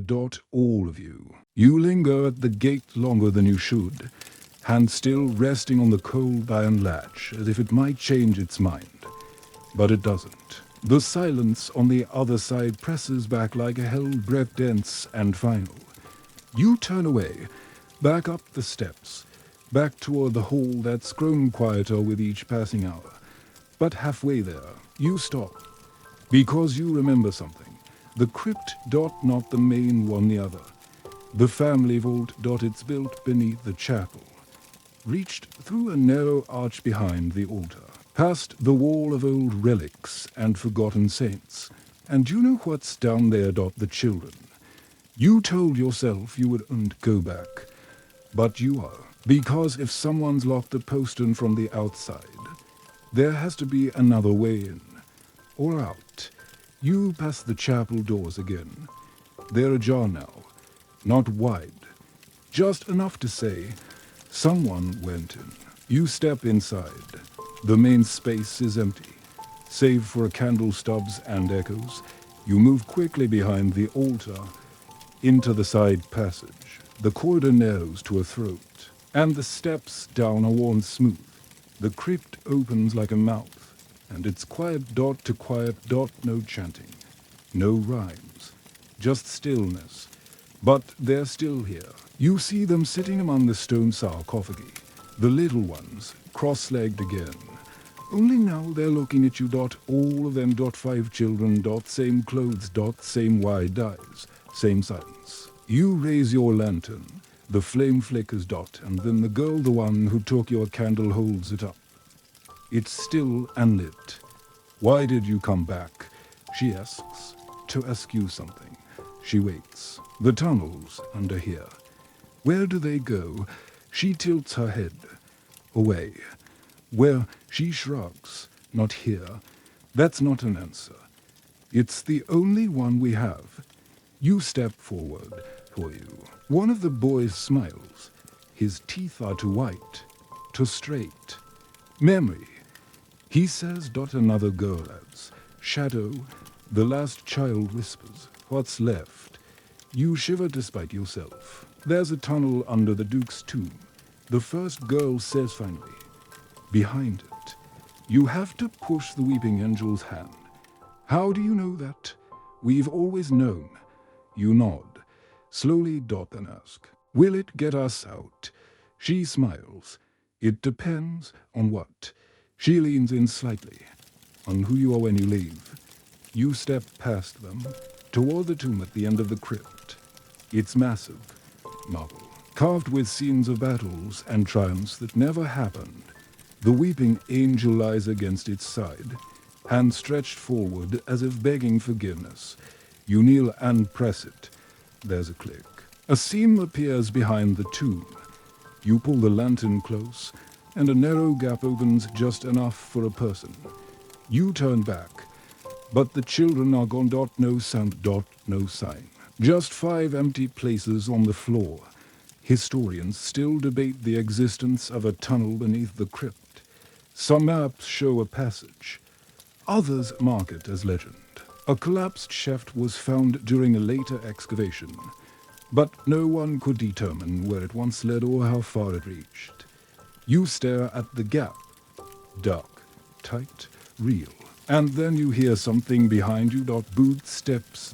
Soft. Hesitant. You spin. It's the page. The boy from the stables, still holding the too big sword, still trying not to look scared. I saw you come in. He says. You nod. You followed. He shrugs. Didn't want to be alone. You gestured to the opening. Tunnel. Might be a way out. He stares at it. Will it save us? No. You say honestly.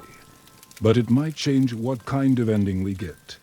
He nods. Then, slowly, steps toward the passage. You follow him in dot as the tunnel swallows the lantern glow. You hear one last whisper from behind, a voice you can't place. Or maybe it's just the stone remembering what's been said too many times.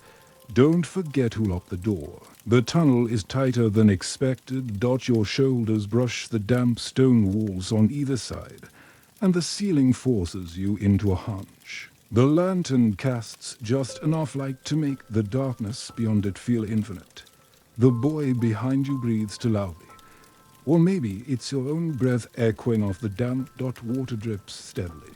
Somewhere ahead, a trickle becomes a stream. You keep walking. The floor slopes down, then flattens. Crude steps chiseled into the earth guide your feet.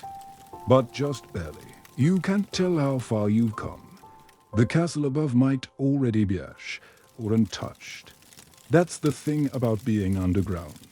The end of the world always feels delayed. The boy speaks. Do you think anyone else knows about this? You pause before answering. They might have known once, but knowing something and surviving it, those are different things. He nods. Feels like we shouldn't be here. He's right. The tunnel feels like a memory you shouldn't have walked into. You reach a fork. One passage continues forward, straight and dry. The other curves down into a low-arched drain. Water glistening on the floor. You look at the boy. He shrugs, straight. You nod. But as you start forward, you notice something carved into the wall at the junction. 3 interlocking loops, the same sigil that was on the sabotaged oil barrels. You trace it with your fingers. It's not new, etched long ago. Deep. The boy notices it too. What is that? You shake your head. I don't know, but it keeps showing up. You take the straight path. The air grows colder. The lantern dims slightly, not from lack of oil, but like the dark is getting heavier. Then light ahead, faint, flickering. You shield the lantern with your hand and edge forward. The tunnel opens into a circular chamber, stone-walled, domed. At its center, a well. Not water, just a shaft that plunges down and away into nothingness. A rope ladder hangs beside it. And kneeling beside the well, a woman, cloaked, hooded, hands folded in her lap like she's praying to the hole. You step forward carefully. She doesn't move. You clear your throat. We didn't mean to intrude. She lifts her head slowly and smiles. It's not a cruel smile. It's worse. It's kind. You've come far. She says, "Where does this go?" You ask, gesturing toward the shaft. Down. She replies, "Where?" She tilts her head. To the end. The boy steps back slightly. You lower the lantern to the ground and ask, "Who are you?" She reaches into her cloak and pulls out a small, broken sword. Not rusted, just unfinished. She offers it to you. "I was the last one who came this way." She says, "You don't take the blade." Is this the only way out? She shakes her head. There is no way out, only through, or back. You glance at the boy. He's pale, terrified. You turn back to the woman.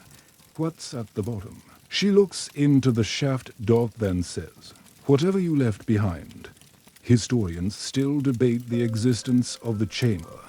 Some claim it was a forgotten system. Others say it was a ritual site used by a sect that believed escape was only possible through descent. A handful of crumbling texts reference the Well of Returning, but no one agrees on what that meant. You back away slowly. The woman doesn't follow. She simply resumes her posture, kneeling, waiting. You and the boy take the second tunnel, the one curving down toward the drainage. It smells worse, but it feels more honest. The walls here are closer. The dark more complete, eventually. After what feels like hours, you see light again. Faint. Then. Daylight. You reach the end of the tunnel, where it opens into a thicket just beyond the castle's north edge. You're outside, but barely. You climb up. The boy follows. You're free, and yet You turn back once, toward the tunnel's mouth, and see nothing. No opening. No mark. No tunnel. Just stone and wood and earth, as if it never existed. You don't speak for a while. The boy sits beside you in the brush, his sword laid flat across his knees, palms pressed into the dirt like he's trying to convince himself this ground is real. You stare at the castle from this new angle, its stars jagged against the bleeding sky, smoke curling from the east wall, distant shouts muffled by wind. You're close enough to see, but too far to help or be helped. The siege has begun. Not the chaotic screaming of a full breach, not yet, but the disciplined rhythm of war. Movements in formation, the sound of drums, of ladders being raised with purpose. You exhale slowly. We're not going back, are we? The boy asks. No. He nods. Doesn't argue. In the distance, a hawk circles, a lone dot, and then it dives. You both follow it with your eyes as it disappears into the treetops. Moments later, you hear the flapping of something slower. Not wings, feathers bound. A falcon. It lands hard in the underbrush not far from you. Injured, you crawl toward it carefully. Its leg bears a leather tube, still sealed. A message. You slide the scroll out with care. The parchment is damp, the ink blurred at the edges, but the words are still legible. Forgive me. I thought he loved me more than the castle.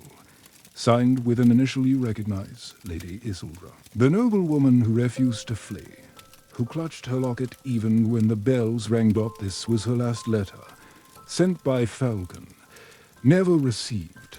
The boy crouches beside you. She thought she could reach him. You nod. Or she knew she wouldn't, but sent it anyway.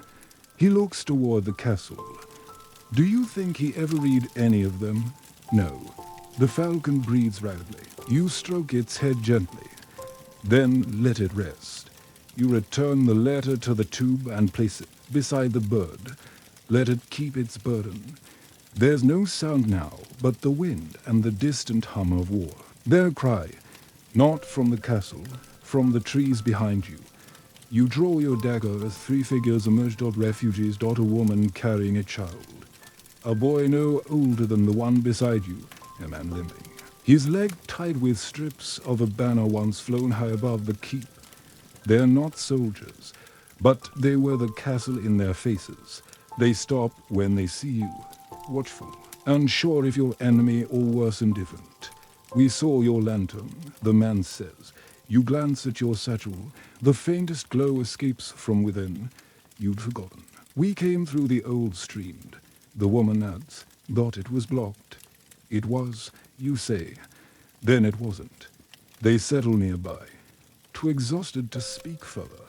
The boy beside you whispers, how many more do you think are coming? As many as remembered the tunnels? Do you think they'll make it? You look to the forest, to the growing dark. To the castle, where fires bloom like sickness. No. You say, then why did they run? You don't answer for a long time. Then, because they still believe something waits on the other side of ruin. Historians still debate how many escaped the final siege. Some say a dozen. Others count over 50. Most agree that it wasn't a rescue, just a dispersal.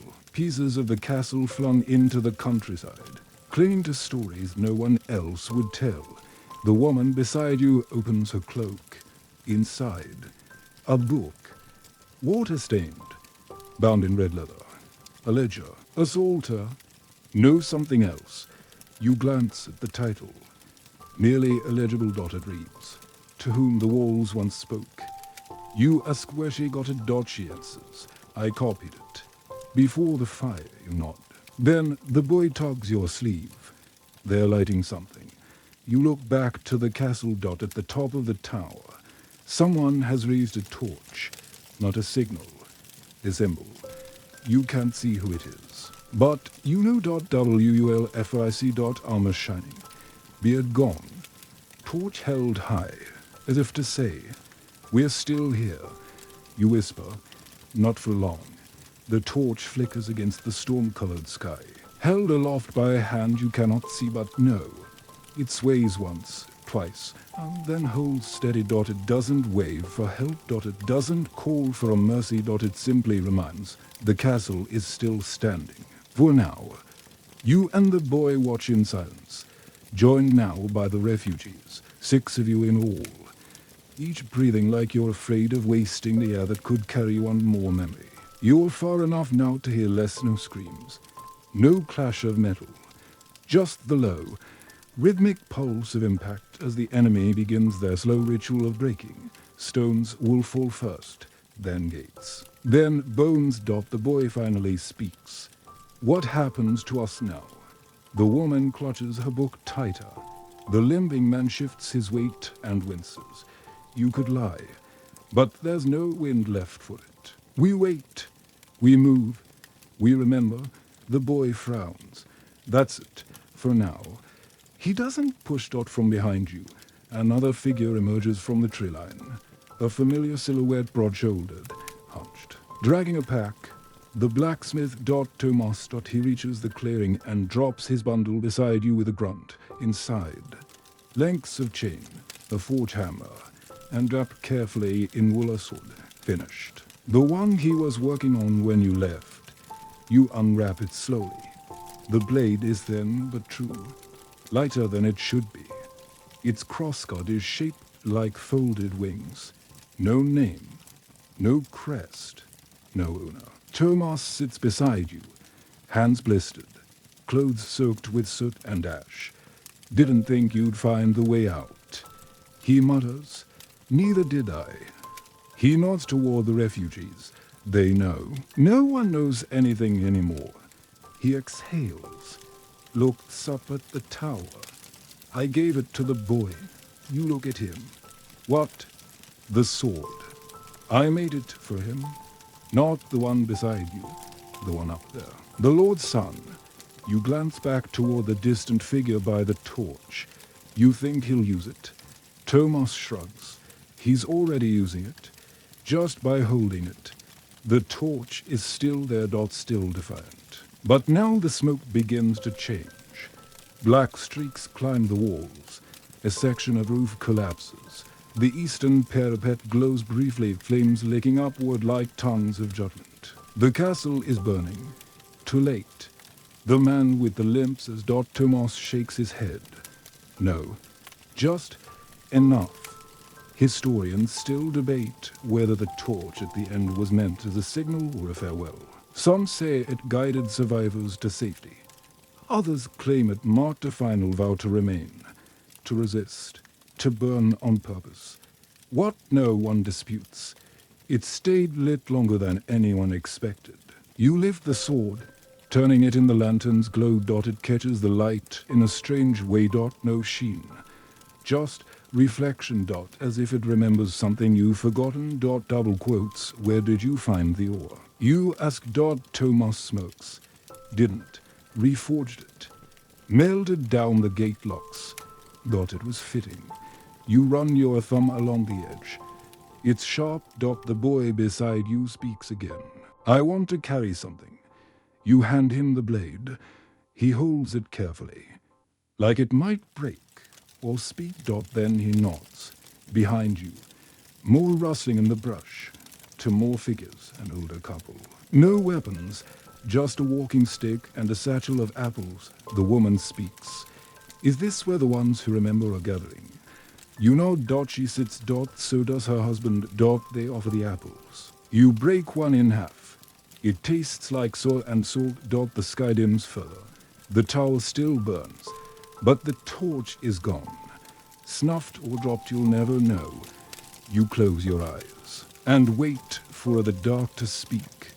You don't hear the torch fall, but you know when it does.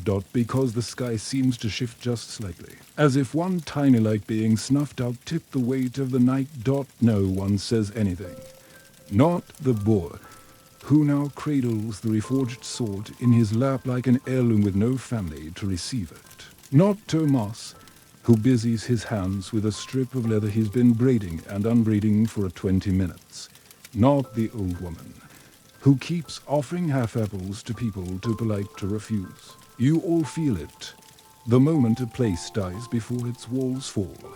Then, a sound. The faint crunch of boots. You all tense. Head snapping toward the tree line. One man. Alone. Hood pulled low. Shoulders narrow. Boots too fine for the mud he's trudging through. You rise slowly. Hand resting near your belt. He stops 10 paces away, then raises both hands. I'm not your enemy. No one believes that sentence anymore. What are you then? Tomas growls. The stranger smiles too quickly. A messenger. The boy laughs once. Bitterly. You're late. No, the man says. I'm early. For after. You step forward. What's in your bag? He drops it gently onto the moss. Steps back. You nudge it open with your boot. Inside. Scrolls. Folded parchment. Wax seal. Each bearing a different crest. Some familiar. Some extinct. One bears the sigil of the castle itself. You lift it. Unseal it. The parchment reads, "To those who remain this was not a surrender. It was a pruning." You stare at it. Then flip it over. There's more. A list of names. Not those inside the castle, but those outside. Allies, rivals, collaborators. Tomas reads over your shoulder. They planned this. You nod. The boy grips the sword tighter. The stranger clears his throat. There will be a need soon, he says, for those who remember, for those who lived, to tell the right story. You look at him. You mean the clean story. He shrugs. Clean enough to publish. The old woman stands, tidy graves from messy deaths. The man spreads his arms. History demands order. You step toward him. No. History demands witnesses. He flinches not from your tone, but because he knows you're right. Tomas speaks low. Eyes locked on the parchment. How long until they rewrite it? The messenger shrugs. Depends on how long you stay quiet. The boy speaks then, voice steady, or how long we stay alive. Historians still debate the origin of the messenger's scroll. Some claim it was forged after the siege to discredit surviving allies. Others believe it was real proof that the fall of the castle was a political strategy, not a military defeat. No copies survive. Just a footnote in the back of a banned ledger. You toss the scroll into the fire. It catches fast. The ink curls first, then the parchment, then the truth. The messenger doesn't protest. He just watches and waits. As if more of you might arrive. As if this field is not the aftermath, but the audition. You step close. So who sent you? He smirks again. You already know. You do. You hand the scroll case back to him. Empty. Tell them we didn't die quietly. He nods. Then turns and disappears into the woods without another word. The old man with the walking stick spits in his direction. Vultures. You sit again. The fire pops. The sky darkens further. No stars tonight. No moon. Just the sound of paper still burning. And the knowledge that tomorrow's story is already being rewritten. The fire dies slow. No one feeds it. No one moves. Even the boar, who's barely spoken since the messenger left, keeps his hands clenched tight round the hilt of the sword, as if loosening his grip might let the night in. Across the clearing, the blacksmith mutters under his breath a prayer, or a forge chant, or a curse that ran out of teeth a long time ago. You stand. Because there's nothing else left to do, you walk the edge of the tree line. Eye scanning the valley. The castle still burns slow now, like it's too tired to resist fully. One tower has collapsed. Smoke flows from the chapel roof in steady ribbons. The eastern gate glows with torchlight, flickering with the silhouettes of men moving inside. They're not storming. They're collecting. You recognize that pattern. Post-siege behavior. Looters moving in formation. No urgency. Just hunger. They're cataloging us. Tomas says behind you. You don't turn. They always do. He steps beside you. I once made horseshoes for those men, he says quietly, back before they wore our colors. You raise an eyebrow.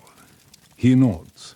You don't ask who the iron goes to when it's paid for, until you smell it coming back.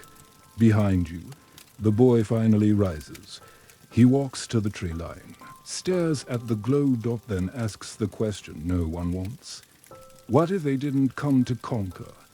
You look at him. What do you mean? He hesitates. What if they came to clean up?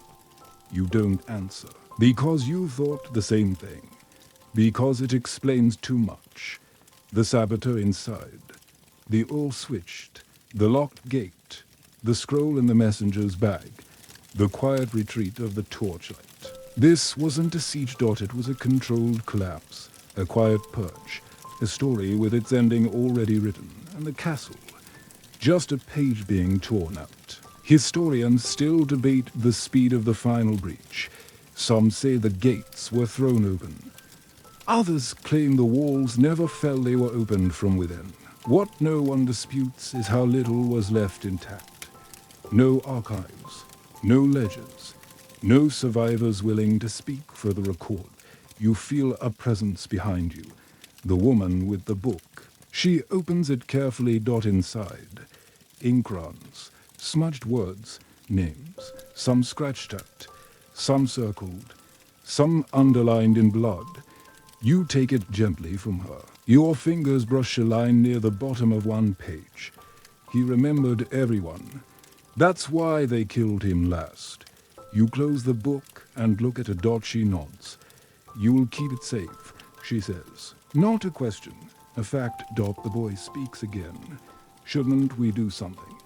You nod slowly, but you're not sure what that means yet.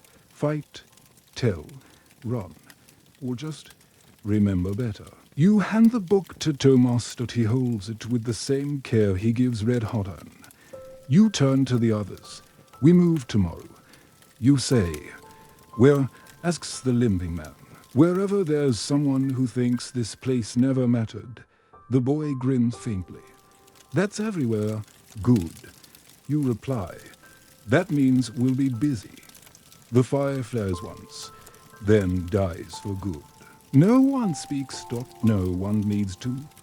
Because even if the castle is gone, the witnesses have not gone quiet. Not yet. You don't sleep. None of you do.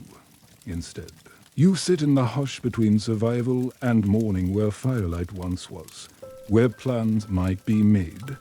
But not yet. The wind moves through the trees like a careful hand, brushing across faces and worn cloaks, reminding everyone they're still alive, though not untouched. At some point in the dark, you hear something shuffle behind the brush. You stand slowly. The boy follows. Thomas lifts his hammer without a word. From the undergrowth, a figure emerges, then, bent, carrying a basket. The candle maker. Somehow, she's here. Her eyes are bright, cheeks smudged with ash, and her apron has melted waxed streaks in every color. She walks to the circle, sets the basket down, and without asking, begins to pass them out. Candles. One by one, each wrapped in cloth, each carved with a single word. You take yours. It reads, stay. The boy says, become. Thomas looks down. His endure.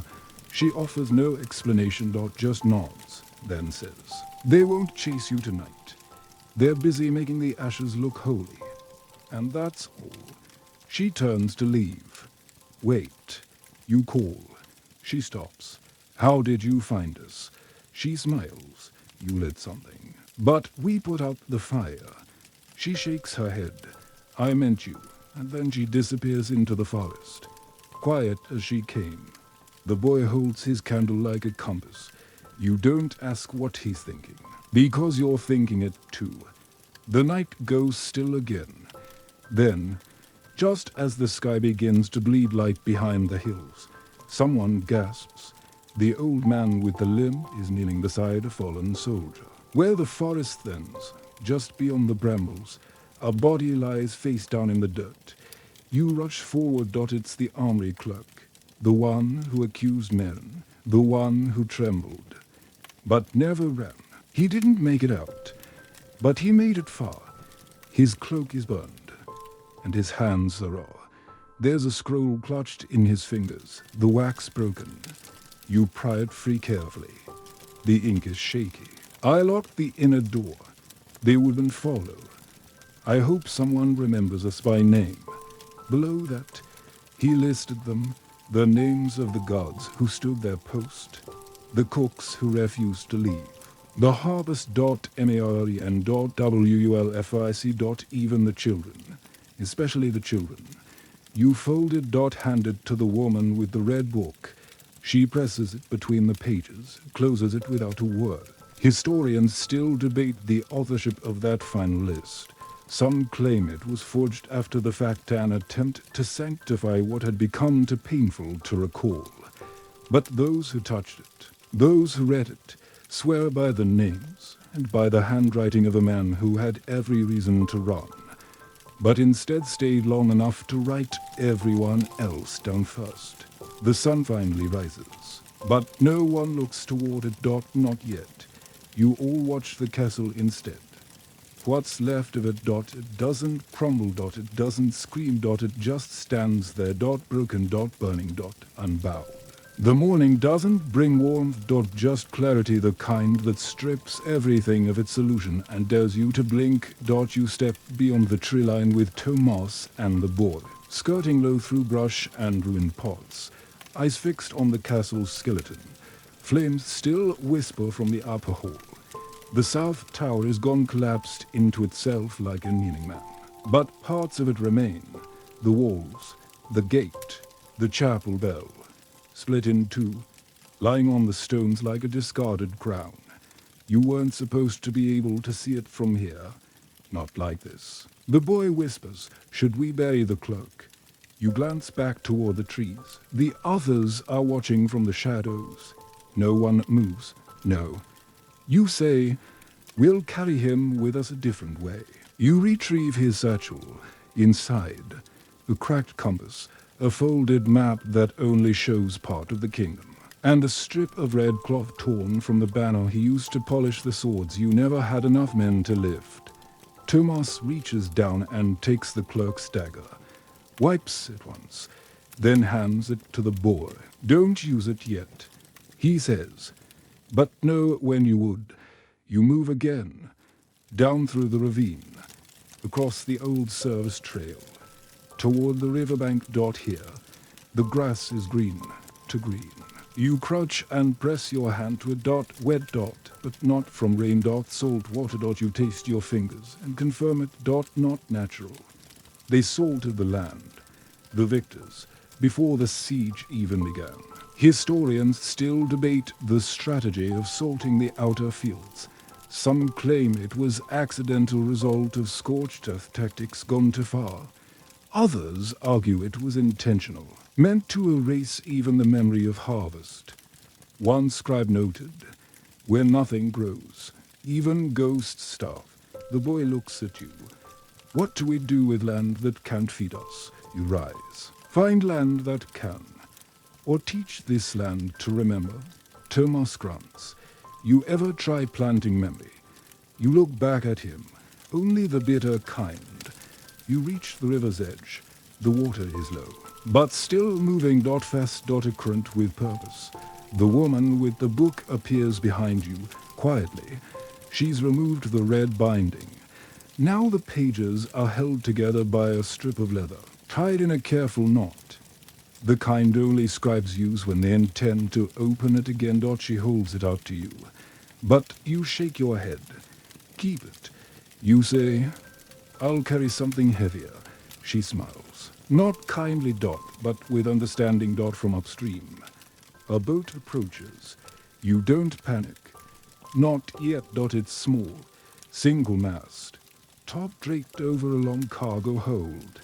You ready your blade anyway. But when the boat beaches, the one who steps out is not an enemy. It's Merrin's apprentice, the gatekeeper's boy, still alive, eyes red, hands trembling, but alive. You reach the river bank. He is standing, his back to you. You say, "We'll carry him with us a different way." The boy looks at you. "What do we do with land that can't feed us?" You rise. "Find land that can, or teach this land to remember." Tomas grunts. You ever try planting memory? You look back at him, only the bitter kind. Historians still debate the strategy of salting the outer fields. Some claim it was accidental result of scorched earth tactics gone too far. Others argue it was intentional, meant to erase even the memory of harvest. You step forward. You made it out. He nods. I locked the crypt. He says, but I left the candle. You smile. They probably left it lit. He looks at the castle. There's no one left to lock anything now. You gesture to the others. He hesitates, then gestures toward the boat. I can take 12. He says. You look at Tomas, then the boy, then the woman. You count heads, and say, we move in 3 waves. First the children, then the pages, then us. No one argues, because no one wants to be the hero anymore. Only True. The boy steps forward, but doesn't board. He hands the reforged sword to you. I think you were always meant to carry it. You take it. Feel the weight shift. The balance isn't perfect, but it's honest. You rest it across your back and stare out toward the morning. It will be a long road. You will lose people, places, stories, but not this. Not what was earned. The boat drifts off silently, cutting a thin path through the grey water as the first group 3 children, the elderly couple, and the gatekeeper's apprentice begin their slow retreat from history. You watch it until it turns the bend, swallowed by mist and river reeds. And then it's just you, Tomas, the boy, the woman with the book, and the others who volunteered to stay behind and carry the last weight. No one speaks. The second group prepares, a scribe, to injured gods, a cook who still smells faintly of rosemary and flour, each of them carrying something, a ledger, a blade, a small box of ashes, not treasure, not weapons, just things that prove you existed. Tomas looks to you. You think we'll make it, you sigh. I think someone will. That's enough, he grunts. That's an awful lot of hope for a man who used to call it a luxury. It still is, but it's the only currency we've got left. You step aside as the second group boards the boat, helped by the boy and the woman. The injured guard struggles but refuses help. The cook mutters a blessing in a dialect no one recognizes. When they're settled, Tomas walks to the bow, ontos the line, and pushes the boat gently back into the current. As it glides away. He watches with a stillness that feels ceremonial, like he's sending something sacred downriver. Not people, not survivors, to boats. He mutters, that's it, to boats and what we carry. You glance back toward the castle. Smoke has softened it now. The angles blur. The outline stutters in the wind. It's still there, but only just. The woman speaks behind you, her voice quiet. I went back, she says, before the fire reached the records hall. You turn. I found this, she continues, holding out a small parchment square. You unfold it carefully. It's a drawing, crude, childlike. A sketch of the castle as it was, with banners flying and stick figures smiling in the courtyard. The kind of image a child might make and hide behind a stone, or tuck under a pillow. You stare at it longer than you should. Tomas leans over your shoulder. Each MPH. We don't look that tall. You hand it back to the woman. She folds it with reverence, then presses it between the final pages of her book. Someone should remember it as whole at least once. She says, historians still debate the contents of the woman's ledger. The book, eventually dubbed the Ash Chronicle, contained no dates, no borders, no decorations of war, just names, fragments, sketches, a map drawn by a dying child. Its final pages simply read, they were here, and they were real. You step away from the riverbank, the sword still heavy across your back. The boy approaches you again. I think I know what I want to be, he says. You look down at him. Oh, he nods. I want to become a gate. You blink. A what? A gate. He repeats. Not a knight, not a scribe, just a gate, so people can choose. You smile. Slow, honest. You already are. He grins, and for a moment, there's no siege, no fire, just morning and choices. The second boat vanishes round the same bend. Only you three remain now. You Tomas the boy, and the silence. Then a sound behind you. Footsteps. Three of them. Familiar. You turn. Marv. Barely upright, leaning on a spear like it's part of his spine. His cloak is half burned, one hand wrapped tight in bandages. He made it. I locked the other gate. He rasps. You nod. Of course you did. He smiles, and for the first time in days.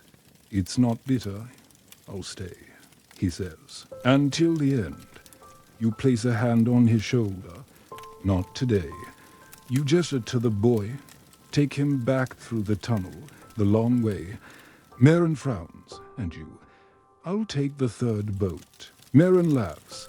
There is no third boat. You nod. Exactly. He understands. Doesn't like it, but understands. He takes the boy's hand. The boy hesitates, but only for a breath, then follows. Tomas hands you the sword. Give it back to the land. He says, you take it. Step forward and return to the castle for the last time. You don't bother with the main path. There's no reason to walk the front gate like a guest returning home. Instead, you follow the path the dead forgot to close the dry channel beneath the north wall. Once used to drain stormwater and bad luck, now it's choked with ash and memory. You crawl through the low arch, knees grinding against stone, the sword across your back catching on the ribs of the passage. At one point, you stop and just breathe because something in your chest has gone quiet, and you don't trust it. Then, at last, you emerge into the courtyard, what's left of it.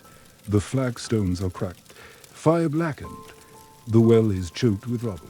The chapel windows are gone, shards of saints scattered like bones across the grass.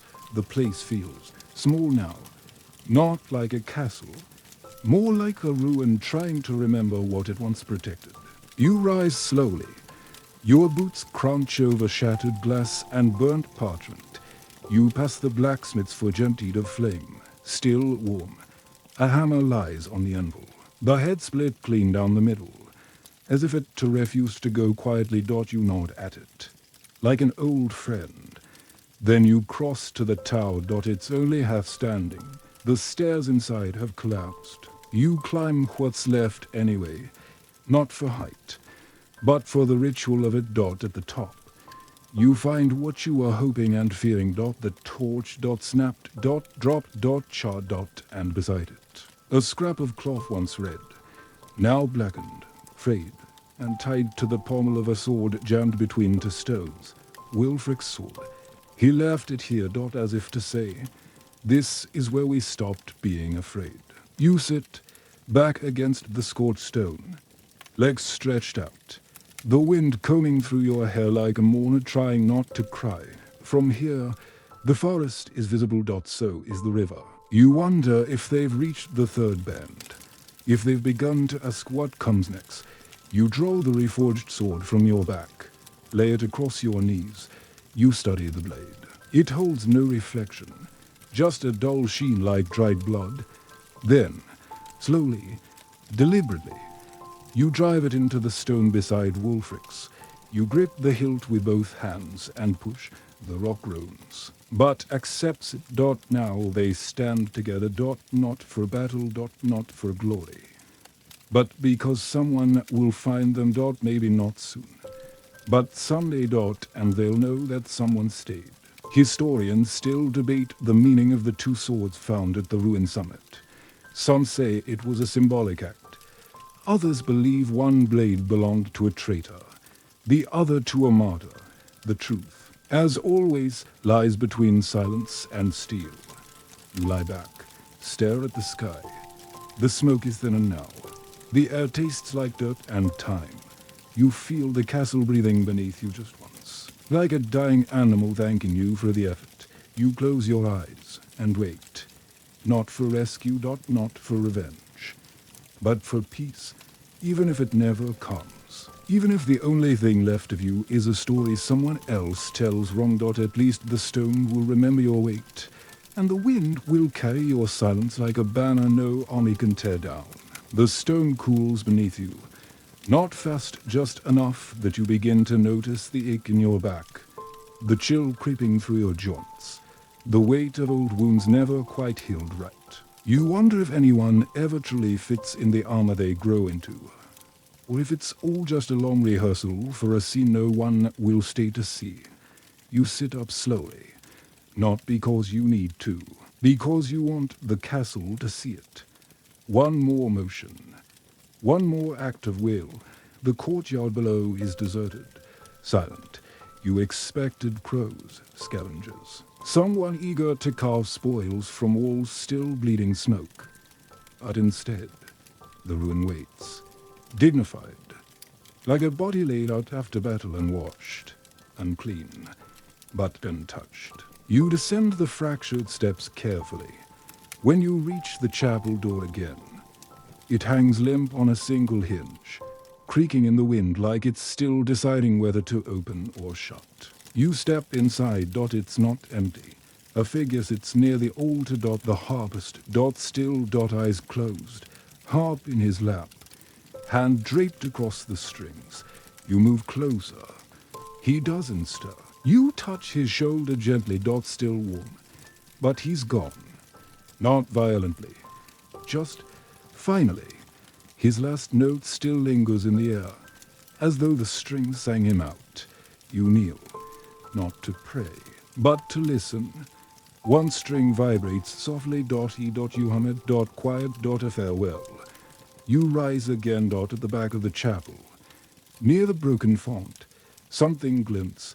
A mirror, cracked, set into the wall between crumbling frescoes of saints no one remembers. You step toward it. What you see isn't your reflection. Not exactly. It's you. Yes. But not as you are. Young. Tired. Eyes hollow in a way that has nothing to do with sleep. And beside your reflection, a child. The girl from the crypt. She's staring at you. Silent. Then her mouth moves. No sound. Just one word. Soon. You blink. And the mirror goes black.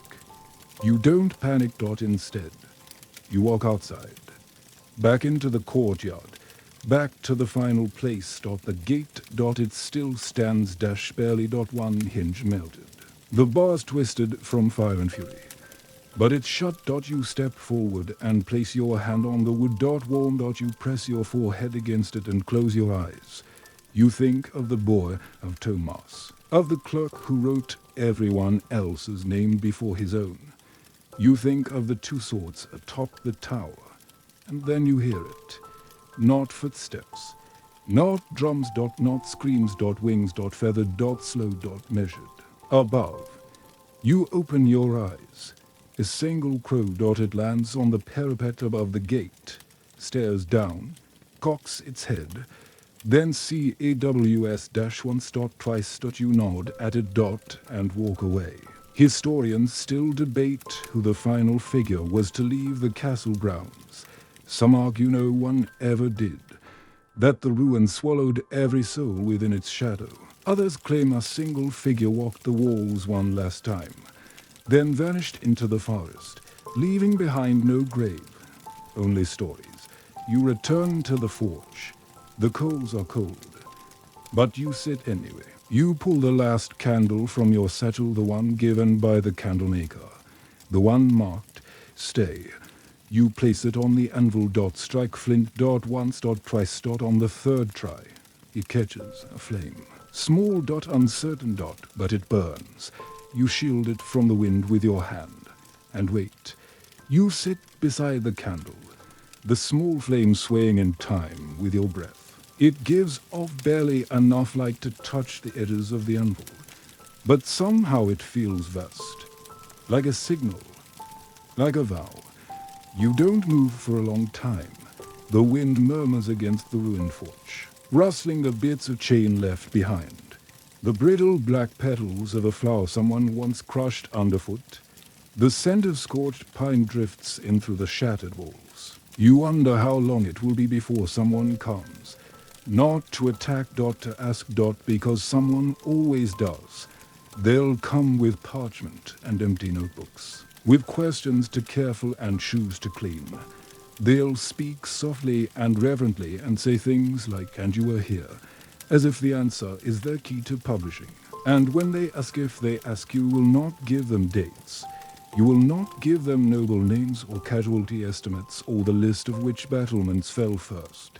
You will tell them about a candle and a harp and a boy who wanted to become a gate. You will tell them about the blade reforged from the castle's locks. You will tell them someone stayed. Maybe not you, but someone. The candle flickers. You cup your hand round it again. Not to protect it, but to feel it. It warms your palm, your wrist, the edge of your sleeve. You haven't felt warmth in days that wasn't pulled from memory or rage. You glance upward.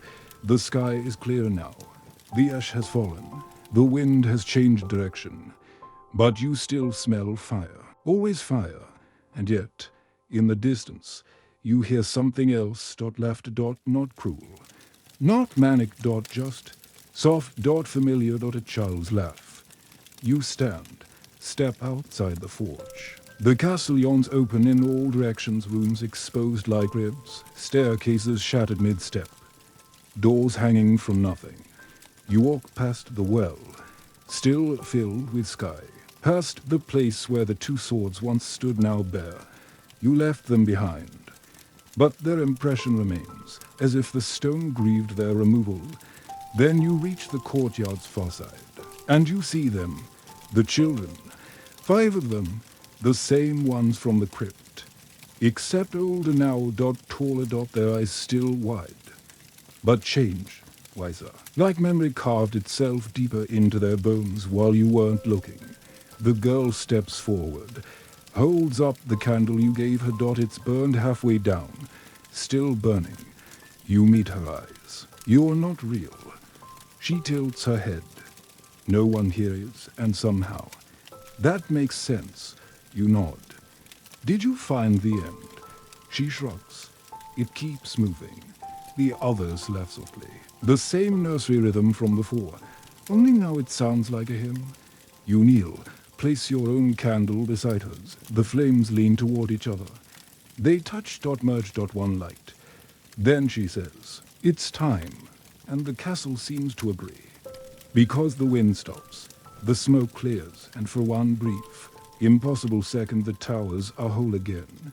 The windows gleam, the banners fly, and you hear music from the chapel. Dot not a hymn, not a funeral, just a harp. Dot playing something simple, something true. Dot, and then it's gone. Dot the children vanish. Dot the stone remembers its cracks. The banner rips itself back into silence, but the candle, still burning, still here. Dot so are you. Historians never found the last candle. Dot, but travelers tell of a ruin in the hills where, on cold nights, a small flame flickers behind shattered stone and fed, and sheltered, and moved. Dot, they say it only lights for those who have forgotten how to look for warmth. You return to the tower one last time, not because there's anything left to see, there isn't, but because you promised. Dot to the boy. Dot to the dead. Dot to the stone itself. The climb is slower now. Your limbs are heavier than when the siege began. Your breath shorter, and your satchel emptier. The wind has quieted, but the silence has thickened. It follows you like a shadow that knows your weight too well. Dot at the top. The sky has turned soft. Not dawn, not dusk. Dot just between. The castle lies below like a discarded crown, bent, bruised, but still catching light in its edges. You can see where the kitchen's collapsed, where the chapel roof folded in, where the forge still breathes faint smoke. But from up here, it's not tragedy, it's testament. You unsling the sword from your back, the last one. Not Thomas's blade, not Wulfric's, the blade made of keys and doors and choices. It still shines, even now. You hold it upright, point down. Dot, and drive it into the stone. Not with anger, With grace. The wind catches your cloak, lifts it like a standard. The stone accepts the sword without protest. It stands beside the others now, though none remain beside it. A sentinel of memory, a stake in the earth that says, someone stood here and did not run. You sit, back to the wall, eyes to the west, where the forest drinks the last gold from the sky. You remember faces, the cook's trembling hands, the harvest's final note, the children's eyes in the dark, men, pressing the gate closed with hands that never stopped shaking. Wilfric, clean-shaven and laughing at death like it owed him rent, and the boy, not the frightened page from the stables, but the one who said he wanted to become a gate, who did. You wonder where he is now, not in miles, but in spirit. If he still hums the rhyme you forgot how to finish. If he still tells people about the castle. If he even speaks your name. Probably not. But that's fine. He's alive. And he remembers something. That's more than most ruins get. The candle still burns down below. You can't see it from here. But you feel it. Like a heartbeat that no longer needs your body to keep going. Historians don't argue about this part. There is no record.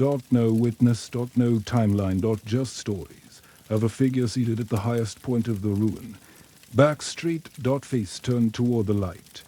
Motionless for days or hours, or a single breath stretched long. Some say he turned to stone. Others say he stood and walked west. But the most common version, he stayed. Not because he had to, but because someone had to. And as the light finally fades from the broken world below you, close your eyes. You don't feel fear or pain, only the wind, brushing your shoulder like a hand long lost, and a voice not real, but remembered whispering, that was enough, you've made it. Not just through the siege, not just through the ash and silence and songs unsung, but through the remembering. And that's always the heavier part, because castles fall fast, but stories fall slow. And here, in the quiet that comes after, you're still with them, not as a soldier. Not even as a survivor, but as a witness. You remember the bells that rang without hands. The boy with the sword too big for his shoulders, the woman who carved candles with the names of those not yet gone, the gatekeeper who locked doors, then opened the right ones, the blacksmith who shaped fire into memory. And the one who simply sat at the top of the ruin and stayed. Maybe that one was you. Or maybe it was someone you once were, long before the years changed your armor into skin and your heart into a vault of things not spoken aloud. But whatever the truth, you were there. Not for glory. Not for the song. But for the weight of the moment that needed you to not run. And now it's over. The fire has gone out. The stones sleep. The ghosts have found their rhythm. And your story has placed its final candle at the altar. Let it burn a little longer. For those who need light. For those who never made it to the boats. For the ones who still believe ruin can teach us something other than lost. So breathe. Let your eyes close. You're safe now. The castle is quiet. The last night has passed. And you did not disappear. You simply stayed.